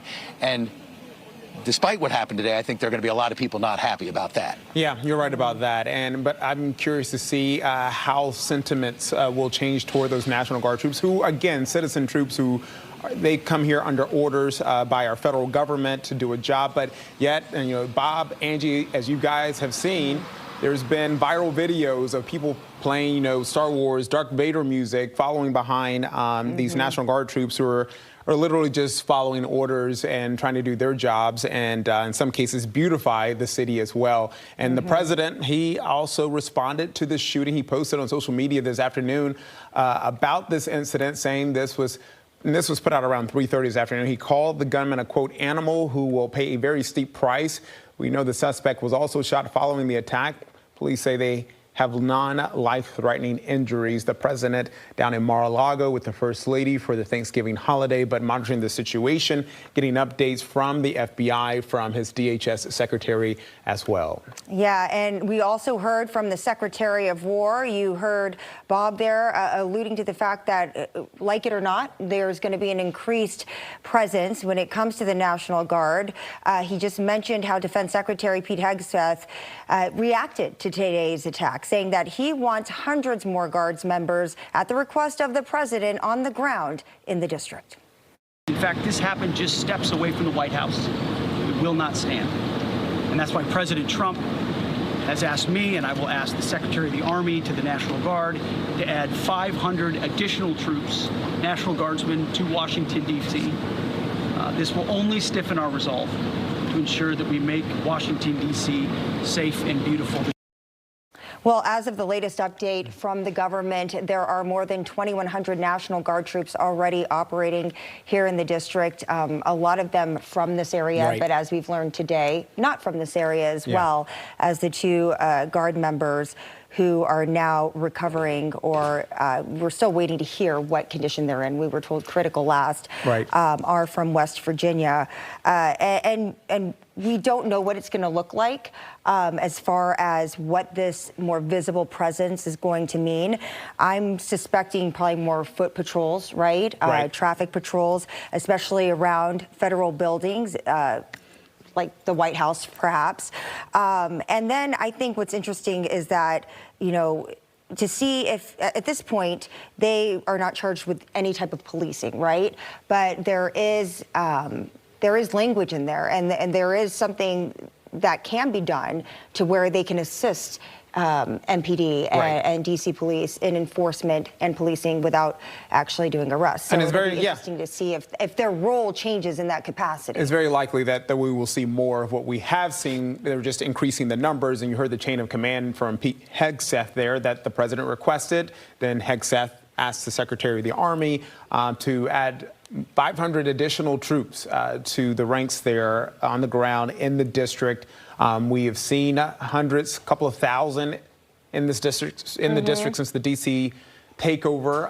Again, the crime emergency ended months ago, but those troops have remained on the ground here in the district, helping with a number of projects, beautification as well. And they've been armed, not all armed, but many are armed now. And But it didn't originally start that way. It did not start that way. And now we understand, according to the officials who spoke from the D.C. police, that those Guards members who were targeted today, they were armed. So we don't know if they got a shot off or if the suspect was shot by the National Guard members who came to help and rescue those two Guard members who were on the ground. Witnesses say they were on the ground. We've seen images of them being loaded up with bloody fatigues in the back of ambulances. And again, they are at we understand, two separate hospitals, according to the president. We have been outside George Washington University Hospital. In fact, we've been outside of several hospitals in that area waiting for any updates, because it is customary, it's common for doctors, for the medical teams to give updates when there is one.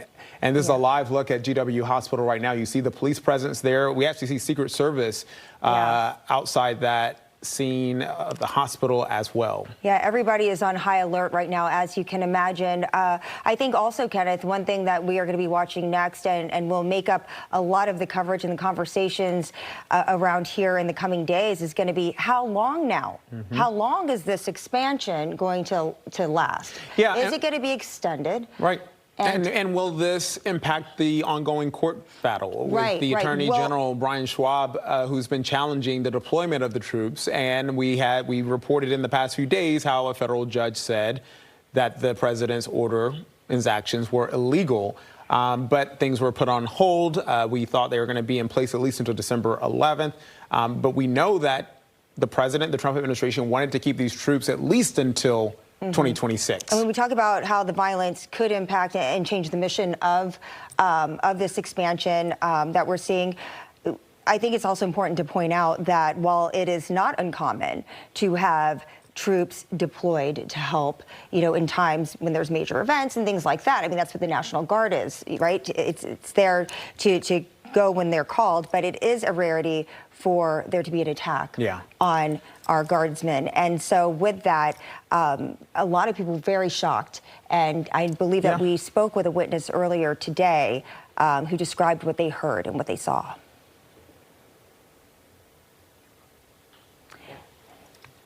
I was walking to lunch and got to 17th and I Street, and we heard gunshots. So we ran about 4 or 5 storefronts down I Street. Then we kind of thought maybe it was construction. Then we heard another round of gunshots, probably like 10 seconds later, maybe even less. So we ran a little bit further. Then, after that, like a minute after that, a lot of people thought it was construction.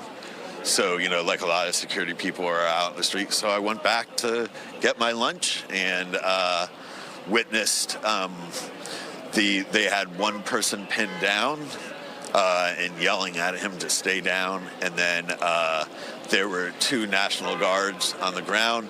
One, it looked like they were trying to resuscitate. And then there were a couple of National Guard that were hugging each other that were obviously very upset about what had happened. Just a harrowing account there from a witness. Our Julie Donaldson actually spoke with him. She's live with us now, 17th and I Street. And Julie, you're one of the first on that scene. What was it like when you got there? There was a lot of confusion, a lot of chaos. We were trying to get down the scene as quickly as possible. We got here about 3 o'clock. According to the witnesses that we talked to, this took place probably around 2:15 or so. And the police presence was very quick to respond. It didn't take long before, you're in Washington, D.C., before police, all the cars that are marked with their flashing lights, all the cars that are not marked, totally lined up here on I Street, all the way down to 17th Connecticut Avenue. That's where this was, Farragut West Metro Place, pretty much right in front of that. When we did get here, you could see a whole bunch of National Guard that were a little bit further into the park area. They had the streets all roped off with the police tape. It wasn't shortly or long after that they moved us back an entire block. The media, have very heavy presence of media. A lot of people that are out here visiting D.C. that are, being tourists, or they're even working, trying to see what was going on out of sometimes curiosity. We talked to those that were actually witnesses, though, and with those that we talked to that actually saw what happened, there was a certain amount of unease when you were witnessing something like this, just as Michael did, of seeing somebody tackled and not entirely understanding exactly what went on and what happened. We heard a lot of different stories that are incredibly disturbing on the extent of things. But right now, a lot of it is just people trying to gather information. And so you don't want to report anything and you don't want to hear anything until you do get official word on all of that. We did hear from, police and the mayor a little bit earlier. There may be another press briefing that comes later tonight that, of course, we will keep you in tune for when and if that does come down as we get more information here. But yeah, we're pushed back up to 16th Street, just a block down the road to my right. That's where Bob's at. We can see the White House. So this is not far off from right where that White House took place. Again, the presence was so heavy with police. We've seen people now trying to get home. I talked to one gentleman who was on his bike. He was in lockdown. He couldn't leave the office until they released that and let everybody out safe-wise. Everybody that was in offices, they were very concerned for each other, wondering, if those were inside, if they're safe. Is a shooter coming out to them? Because in these situations, when you don't know, there's a lot of floating information out there. There's a lot of fear that comes with that. Since now, here we are, almost 4 hours later, a lot of the media has dispersed. A lot of people have kind of gone on their way, and hopefully they can be able to get to their families and be able to hug somebody a little bit closer tonight, given the circumstances that happened here today. All right, Julie, thank you so much. And we've been talking about these National Guard troops who have been deployed in our city for months now, and trying to get a handle on crime to assist with D.C. police and federal officials here. And as we think about those 2 National Guard members who are in critical condition, we think about what they do and what they've been doing for the district and what they do annually. They say 2 weeks a year, 1 week in a month, these citizen troops. And so who better to go to find out exactly what these National Guard members go through than a veteran, Chris Purdy, who's joining us live right now. Chris, thank you so much. We appreciate it. Yeah, thanks for having me. Your quick reaction, where are you? Tell us about your service as well and your thoughts on what has happened to these National Guard members. Sure. So I served in the Virginia National Guard and deployed to Iraq in 2011. I joined after 9/11 in 2004 as a combat engineer. And many, like many veterans in that time, I wanted to serve my community. And I was trying to figure out what is the best way to go about doing that. And the Army National Guard was that calling. And so what we're seeing tonight, this is probably the worst thing that could have happened to our members in the National Guard. They love this country. They're doing the best that they can in really difficult circumstances. And I understand this is the West Virginia National Guard, and I tell the story. Actually, I was walking through U Street a couple weeks ago, and I ran into a staff sergeant, and I asked him, "How are you finding DC?" He's from the West Virginia National Guard. And he said, "Well, I just got married." And that told me everything I needed to know about the morale, the way that he was feeling about this mission, and to see these folks targeted like this is truly horrifying. Yeah, and Chris, you have been in the uniform, right? You've worn this uniform. Given your experience, how prepared are Guard members for unexpected instances like we saw today, when things like this happen, the unimaginable, the worst possible scenario? So I think a lot of people have this misconception about the National Guard. I heard you say earlier, 1 week in a month, 2 weeks a year. Actually, the National Guard is deploying at rates incredibly high, about as high as it was in the surge in 2008, 2009. So the Guard is a professional force. It has been transformed over the past 25 years. And the members of our National Guard are well prepared to handle pretty much everything that comes at them. That being said, this is a mission that frankly never should have happened. The fact that we have hundreds of National Guard troops who don't live in the district, who are not from the community, who don't understand the environment here, they've been called up when, if the reason is to be believed that federal law enforcement or local law enforcement should actually be the ones leading here. That's really the travesty that we should be thinking about. There was no reason for this attack to have happened. And while we don't know the reason, the motives of the shooter, what we do know is that escalating this by bringing more troops in, by having them stay longer, is not going to de-escalate the situation. Yeah, there definitely have been growing tensions over this deployment of National Guard troops. We've seen the protests. We've seen, I mentioned the viral videos earlier of people walking behind them. And I know, Chris, as you said, they have a job to do. You're still serving. You have a job to do if you get those orders.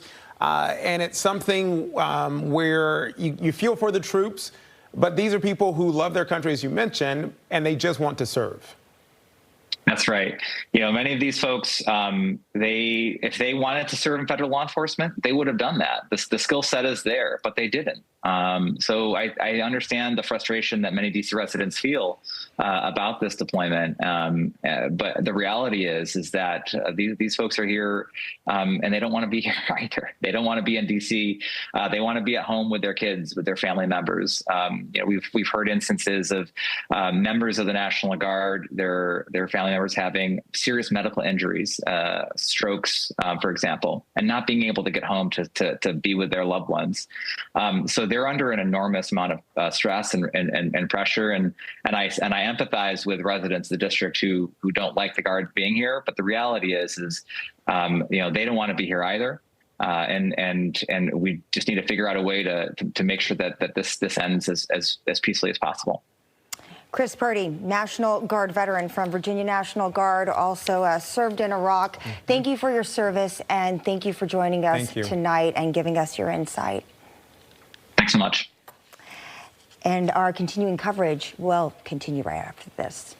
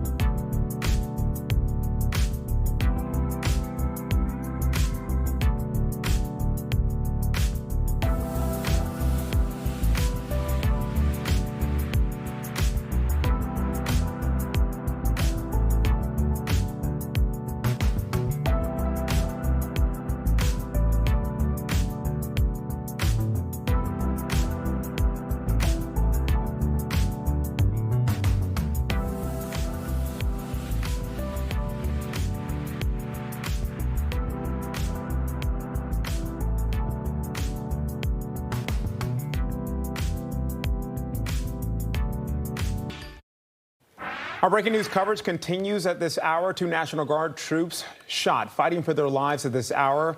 There's a live look at that scene at 17th and I Streets near the White House, where there was a targeted attack of 2 National Guard members. Yeah, we know that a suspect right now was taken into custody shortly after this attack, around 3 o'clock this afternoon. That person is believed to have been shot as well, but with non-life-threatening injuries. Now, there was some initial confusion, as we reported earlier, out of West Virginia, from the West Virginia governor's office, with him first initially announcing that the 2 guardsmen had died, but then doing an about-face on that, saying now that there's only conflicting reports, and at this time we know that they are in critical condition and they are being treated at 2 local hospitals. As we take a live look, I believe this is GW hospital, where we have seen a huge police presence. I know, Kenneth, you mentioned you saw some Secret Service outside of the hospital as well. FBI, we heard from FBI Director Kash Patel earlier, who is taking the lead on this investigation, one that is having huge coordination between not only local but other federal agencies as well. But they are the ones, Patel says, that they are overseeing the investigation. No real conclusions yet as far as why this happened, any type of motives. I mean, there's still a lot of unanswered questions. We don't know the names of the 2 Guard members. We don't know the name of the suspect who is in custody right now. What we do know is that the crime scene has been secured. Roads are still blocked. White House is still on lockdown. A lot of businesses on the eve before Thanksgiving closing up shop early. And we must remind people that because of where this shooting happened, in one of the most secure places in the world, there are a number of surveillance cameras. And we understand from D.C. police, they have seen video of that shooting, so they were able to assess pretty quickly what happened, which is that lone gunman, a man believed to be the only person, perpetrator in this, who came around the corner there at 17th and I Street near the Farragut West Metro stop, correct? And opened fire, essentially targeting, ambushing those 2 Guards members. And there were several other National Guard members who heard those gunshots, came around the corner quickly, and were able to take that gunman down. Again, non-life-threatening injuries were told that he suffered. We don't know how he was shot, but we do know, as you take another live look at that scene there, this is a very large police response and presence. You see a number of federal officials. You see the FBI, ATF, all on this scene right now, huddling. We will stand by to see if there's another briefing, but when we heard from the mayor and other federal officials earlier, they confirmed that those National Guard members are still in critical condition after the conflicting reports. They gave us a little bit more information. Here's Mayor Bowser now. And we join with the FBI director in ensuring that MPD investigates, the U.S. Attorney prosecutes this case to the fullest extent of the law. I've had the opportunity to brief U.S. Attorney General Pam Bondi, who was speaking to the president when I called, as well as the United States Attorney Pirro, who assured me that this case will have her office's complete attention. This is a targeted shooting. One individual who appeared to target these guardsmen, that individual has been taken into custody. All right, and that was the mayor responding shortly after being briefed on the situation. Someone who has been there all afternoon and staying with us through the evening is Josh Rosenthal, who I feel like you got maybe as close as you could get, or as we could get, to what was going on around that perimeter. Yeah, and guys, I'll start here. It goes without saying that the most important parts of this whole ordeal are what happened here tonight, the condition of these guardsmen, and why it happened. But in addition to that, which we've been talking about for hours here on scene, an important bit of context is where this all happened. And so I want to break that down for you now. I'm standing at the intersection of 16th and I, and if you follow me in this direction, Jesse Burkett Hall, photographer, doing a great job. We're being careful because, as you can see, these roads are back open. 1 block up there, 17th and I, That's where these shootings took place. It's a very busy area. You've got people working, people who would have been going out to restaurants. As you can see now, there's still quite a few law enforcement vehicles up there. I will point out, however, while we would expect these investigators to stay here throughout the night, this is, from my vantage point, from my perspective, a smaller group of investigators than we saw earlier on today, right after all of this unfolded, as you would expect. Now, another important bit of information. I heard Kenneth earlier talk about how this is one of the most secure areas in the world, and that's true because, take a look up here. We'll walk in this direction. Jesse, watch your step here, a little curb. This is the White House that you're looking at. That's just 2 blocks up. The White House is there. The White House still on lockdown this evening. The president, I should mention, is not there tonight. But again, we talk about security, one of the most secure buildings in the world. It's just up there, and then over here, just a few blocks away, this is where that shooting happened tonight. I want you to take one more look, if you can, at the scene up there, and I'll run you through some of the people who we've talked to here on scene tonight. We've seen a lot of people who just so happen to be coming down here because they were going to eat dinner. Some couples who had come out because they just wanted to spend a night in downtown D.C. ahead of the holidays. All of them saying the same thing. This is tragic. And they hate hearing it, and they hate seeing the aftermath of it. We also spoke with a woman who said that she works down in this direction. Her car is in there. To my knowledge, she still has not been able to get her vehicle tonight. She was hanging out with us for a little while, and I believe took an Uber or possibly grabbed the Metro home. We also, as I hop back on camera here, spoke with another woman who says she works about a block from where this happened, 17th in Pennsylvania. She said she'd worked a half day today, so she was already home. She told us she came back just to say a prayer for these members of the National Guard who were shot. And that gets me to one other important piece of this story, I think, in my view. And that's the deployment of the National Guard is controversial. A lot of people don't like it. However, when you talk about the actual individuals, the guardsmen, who in this case were victims of this tragedy today and others, they don't have a choice in the matter. This is the holidays. They're not home with their families. They're here with us. And so this woman was saying that she is thinking about them, and she was also saying that in her interactions with the guardsmen, who we see very frequently for these past few months, in particular down in areas like this, she said it's been good, and her heart goes out to them, and that is who she and so many others are thinking of tonight. So guys, again, very active crime scene up here, 17th and I. We're going to continue to be out here tonight and make sure to bring you the latest at home. Guys. Josh, thank you so much. And we echo those sentiments, definitely behind 100%, and thinking about those who step up to serve in this capacity and also their family. There's a saying in the military that, you know, when you serve, your family serves, and there's nothing truer than that. You talked about security, and with that leads us to our next guest, former Undersecretary of Homeland Security, Jack Tumarchio, joining us now. Jack, thanks so much. My first question to you is, based off the limited information that we have right now, what we know right now, what stands out to you about what unfolded when it comes to national security, from a national security perspective? Well, I think certainly we're concerned about whether this is an isolated incident by one individual. Maybe he's deranged, maybe he's got an agenda. But certainly we have to wonder whether this is just one incident isolated or whether there's going to be a series of attacks that will be certainly a different calculus than what we have right now. Wow. And Jack, when it comes to as all of these agencies come together here to try to figure out exactly what happened, we know D.C. police is heavy in this investigation. In fact, during that news conference, yes, FBI says we're the lead. Kash Patel spoke first, but we got a number of the nuts and bolts, as we call it, a number of the details from D.C. police. How integral is D.C. police in this investigation that happened and the shooting that happened in the district? Well, they're really like the first responders down there. The D.C. police are on the street. They know the neighborhood. They're the ones that actually got the perpetrator. So this is a crime scene investigation, whether it was National Guardsmen or whether it was just some individual, a pedestrian on the street that was shot.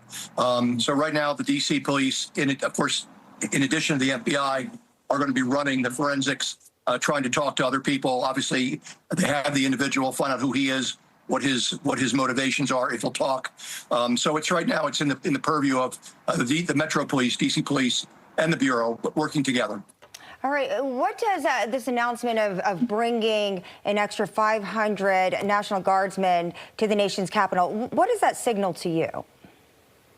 I'm not really sure what that signals. That could be the president just trying to stiffen the response to make sure that the guardsmen that are already there are protected by having more guardsmen there. It could be a political statement that, because he has said in the past that DC is a town, a city that's got a lot of problems, a lot of crime problems. So I think we're really unsure of why that decision to plus up with 500 to surge more troopers guard troopers into the district was made. I think we need to find that out more from the White House. And we're obviously hyper-focused on D.C., especially after this incident, Jack. But what do you think this does for the deployments of troops around the country in Charlotte and Illinois and Portland? Well, I think what it does, it certainly raises the force protection issue.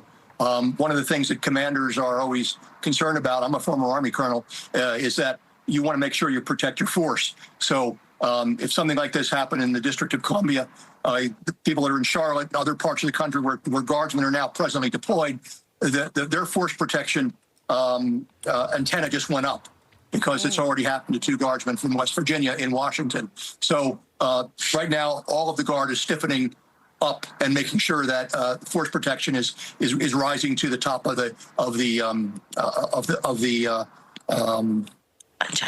whatever their agenda is. Right, but Jack, isn't there a political argument here, though, that, and I hate to bring this up as 2 National Guard members are fighting for their lives in the hospital, but this is part of the ongoing debate here about whether they should be on these streets or not. So if you look at this incident in particular, someone targeted them most likely because they're on the streets, but they're here to deter crime. Not cause more crime. Do you see what I'm saying here and what I'm getting at? So should they even be on the streets even after this incident because of the tensions that are boiling over in this city because of their deployment? Well, I think it's a little premature to make the assumption that they were targeted because they're here as National Guardsmen. We don't know why this individual picked these 2 soldiers out. He may have just had a beef against the military. He could be a guy who's mentally deranged and just decided to kill people. We just don't know right now. So I think for us to say there's a political reason behind this or there's another reason that has to do with deployment of National Guard troops throughout the country, I think that's a little premature. No, Jack, Jack, sorry to cut you off, but I agree with you. I'm taking my cues from the Secretary of Defense, Pete Hegseth, who says they were targeted. I'm taking my cues from the President of the United States, who says they were targeted for being on the streets. Again, we don't know that. I mean, President Trump can say that, but he probably doesn't know either. I don't think anybody knows why these guys were targeted yet. So for us to jump to a conclusion that they were targeted because they're National Guardsmen and the shooter has a political agenda about that, I think is very premature. And I agree with you on that point. And, and on that note, I mean, how unusual is it for Guard members who are serving a domestic mission to be targeted by violence? Very unusual, especially in this case where these 2 soldiers were just probably standing around, thinking about they'd rather be home for Thanksgiving. When you have National Guardsmen who are injured in the line of duty, it's usually as a result of a civil disturbance, a riot or something like that. So this is a very unusual and unique act of violence against these 2 targeted soldiers. Okay. Yeah, an unusual an uncommon act of violence, but it's also unusual and uncommon to have them on an American city street trying to deter crime as well. Hey, Jack Tarmuccio, we appreciate your time, and we thank you so much. And I know it sounds weird to say this, but happy Thanksgiving, friend. Yeah. Thank you very much. All right. Stay with us. We'll be right back.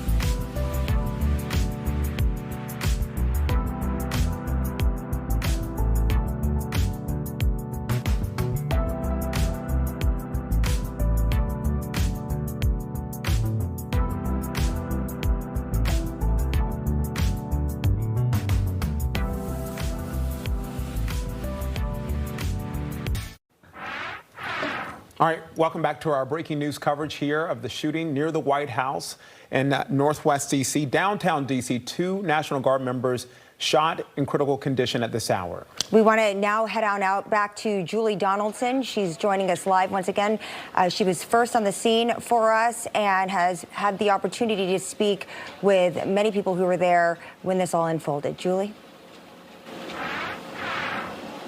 Yeah, Angie and Kenneth, so many different witnesses that we talked to, and all of their stories are very disturbing of the moments that unfolded around 2:15 this afternoon when this took place right outside of Farragut West Metro. Now, we don't know whether or not the suspect actually came from the Metro, but that's pretty much right where it was. When we first got here coming down this street, there were police cars that were lined for blocks the entire way down. It was roped off. We had to walk a couple of blocks just to get close up to the scene. And already once we got there, there were so many people that were standing around looking and trying to see what was going on. There were so many media crews that were already coming out. And of those that witnessed what happened, it was incredibly disturbing for them. Here's one of those women's accounts. I heard boom, boom, 2 times. And then the Uber driver said, "Why are all these people running?" So then I look out the window and it's little children, adults running, children on both sides of the street, running in the opposite direction. The supervision is saying to the children, "Go, go, run." And then I heard help, help in the direction of the shooting. We now do know that, officially 2 National Guardsmen have been shot and are fighting for their lives, with that other person, the suspect, taken into custody. But for those that were here and saw what was going on, there was a lot of confusion. There was a lot of chaos. We talked to somebody else that was right here. He said he ran 4 blocks down the road and was just scared. But at first they thought maybe it was construction. So just a lot of talking on what potentially and what actually went down here as people were trying to figure it out. Now, the police presence is still, as you can see behind me, very heavy, but they have moved everybody back. Where I would say there was probably, a couple hundred people. There's not as many that are out here right now, but we are still waiting more information. I did a story back in the end of September on the National Guard, and while, their crime emergency time was up, we were talking about extending and what would they be doing with their time. And a lot of different wards were voting on whether or not they wanted the National Guard in their neighborhoods for the beautification, to help kind of clean it up. And obviously their presence would bring around security. The time we were talking about how with them here, homicides are down, crime has been down, car break-ins were down, but everybody knew that that was something that they didn't necessarily want them to have to be here. But it becomes that question of just what is it that you can do to try to make this place safer. And now with the National Guard being here, we're seeing that it was not safe here today. We're still having police presence coming and going on the street as we're trying to just make sense of everything that happened here just a day before Thanksgiving, guys. Yeah. All right, Julie, thank you. And just moments ago, we just learned that the White House has lifted its lockdown. It's been on lockdown since the 2:15 shooting. So some almost 5 hours now that the White House has been on lockdown, which is not only common in the situation, but it was definitely needed after the proximity of this shooting near the White House. The president and the first lady at Mar-a-Lago tonight. And Vice President Vance speaking out about the target attack during a Thanksgiving visit to military members at Fort Campbell in Kentucky. This is a little bit of what he had to say. But I think it's a somber reminder that soldiers, whether they're active duty, reserve, or National Guard, our soldiers are the sword and the shield of the United States of America. And as a person who goes into work every single day in that building and knows that there are a lot of people who wear the uniform of the United States Army, let me just say very personally, thank them for what they're doing. All right, and that was the vice president in Kentucky speaking earlier today. Joining us now this hour, though, is D.C. Shadow Representative Oye Owalea. Thank you so much for joining us during this difficult time for the city, for our U.S. military. First, I would love to get your reaction to the shooting here today near the White House. Yes, thanks for having me. We in D.C., we condemn all senseless gun violence, and we're really out here. I'm actually right around the situation, and we're just praying for the lives of these West Virginia National Guardsmen and their families. We also want to point out that the National Guardsmen should be at home. they should be with their family right as we prepare for Thanksgiving. And we're thinking about them, but we're also calling for this occupation to end. You know, as you call for this occupation to end, I'm curious about how you just heard the developments there that the Pentagon, the Trump administration is going to send 500 additional troops to D.C. It does feel like, even though with the court challenges, with the challenges from A.G. Schwab, that this deployment won't end anytime soon, especially in light of the shooting. Yeah, we're pushing it to end because this is not about public safety. D.C. is facing about a 30-year low in violent crime, and these National Guardsmen are not equipped to police our streets. You know, we're worried about these 500 National Guardsmen potentially being armed, potentially shooting D.C. residents. You know, we're following a week where 3 unarmed black men were killed, and we're seeing a fever pitch in emotion. We're seeing folks that are already straining their relationship with the current MPD, and we don't believe that this is going to solve any issue, only just fan the flames of distrust. What would you say, though, to those who live in D.C. or work or play around the nation's capital who are concerned about safety, especially after watching this violence unfold in the heart of downtown today? Look, public safety is an issue in D.C., just like it is everywhere. But I believe in meaningful investment. I believe in getting young people into activities versus being alone on the streets. And I believe in doing the work that's already being done. We may have fewer police, but like I said before, we have much less crime than the past year and the year before. So just trusting our leadership, just, you know, neighborhood watching and really supporting each other is really going to help us reduce these issues. But I'm also calling the White House to reinstitute the Commission on Gun Safety, led by my friend Greg Jackson. They ended it earlier this year, and we're seeing highs in shootings, not only in D.C., but everywhere else. So putting in investments and reducing the rhetoric on the need of more National Guards, I believe, will make D.C. much safer. All right, D.C.'s Shadow Representative, we appreciate your time. Thanks so much. Thanks for having me. Of course. We've had continuing coverage here, but there's still a holiday tomorrow, and there's a lot of holiday travel happening, and we need to turn our attention to the weather because it is still important. It is. It's top of mind for a lot of people because it affects everybody, right? It sure does. No matter where you live. So we want to bring in meteorologist Mike Thomas because in addition to those who have waited last minute perhaps to travel, there are a lot of events and parades and things like that that kick off after we all eat turkey tomorrow. Yeah, absolutely. And today might give you a false impression of what's to come because if you're able to make it outside this afternoon, that sun felt nice. 18 degrees above average. We haven't had a day like this in 3 weeks. That's how long it's been since we've seen temperatures warmer than 72 degrees here in Washington. So we did tell you today was going to be the best day of the week in terms of temperatures. That's already starting to change out there as winds are shifting around tonight. They could get quite gusty as they bring in some much colder air for Thanksgiving Day. Going to feel completely different around here tomorrow. Live look outside National Harbor, the wheel all aglow, 66 degrees. Honestly, still decently mild. As mentioned before, winds have turned out of the south to the west-northwest. Right now, light of variety, but they are going to get gusty later this evening. So we're preparing you for that. And you see the blue kind of sneaking in, Cumberland down in the 40s tonight. That cold air is going to be working its way into town come tomorrow. Quantico, 68 degrees. Leonardtown, 63. Annapolis, 64. Most locations in and around D.C. Still quite mild for this time of year. Just a couple of sprinkles and showers, mostly down across southern Maryland at this hour, down across Charles, northern St. Mary's, getting into Calvert County there. A couple light sprinkles coming down wouldn't shock me. Did actually have earlier this afternoon, because of the warmth out there, some thunderstorms went through our northern zones, mostly north of Baltimore there, but did see some lightning and thunder reports up near Cockeysville there in Baltimore County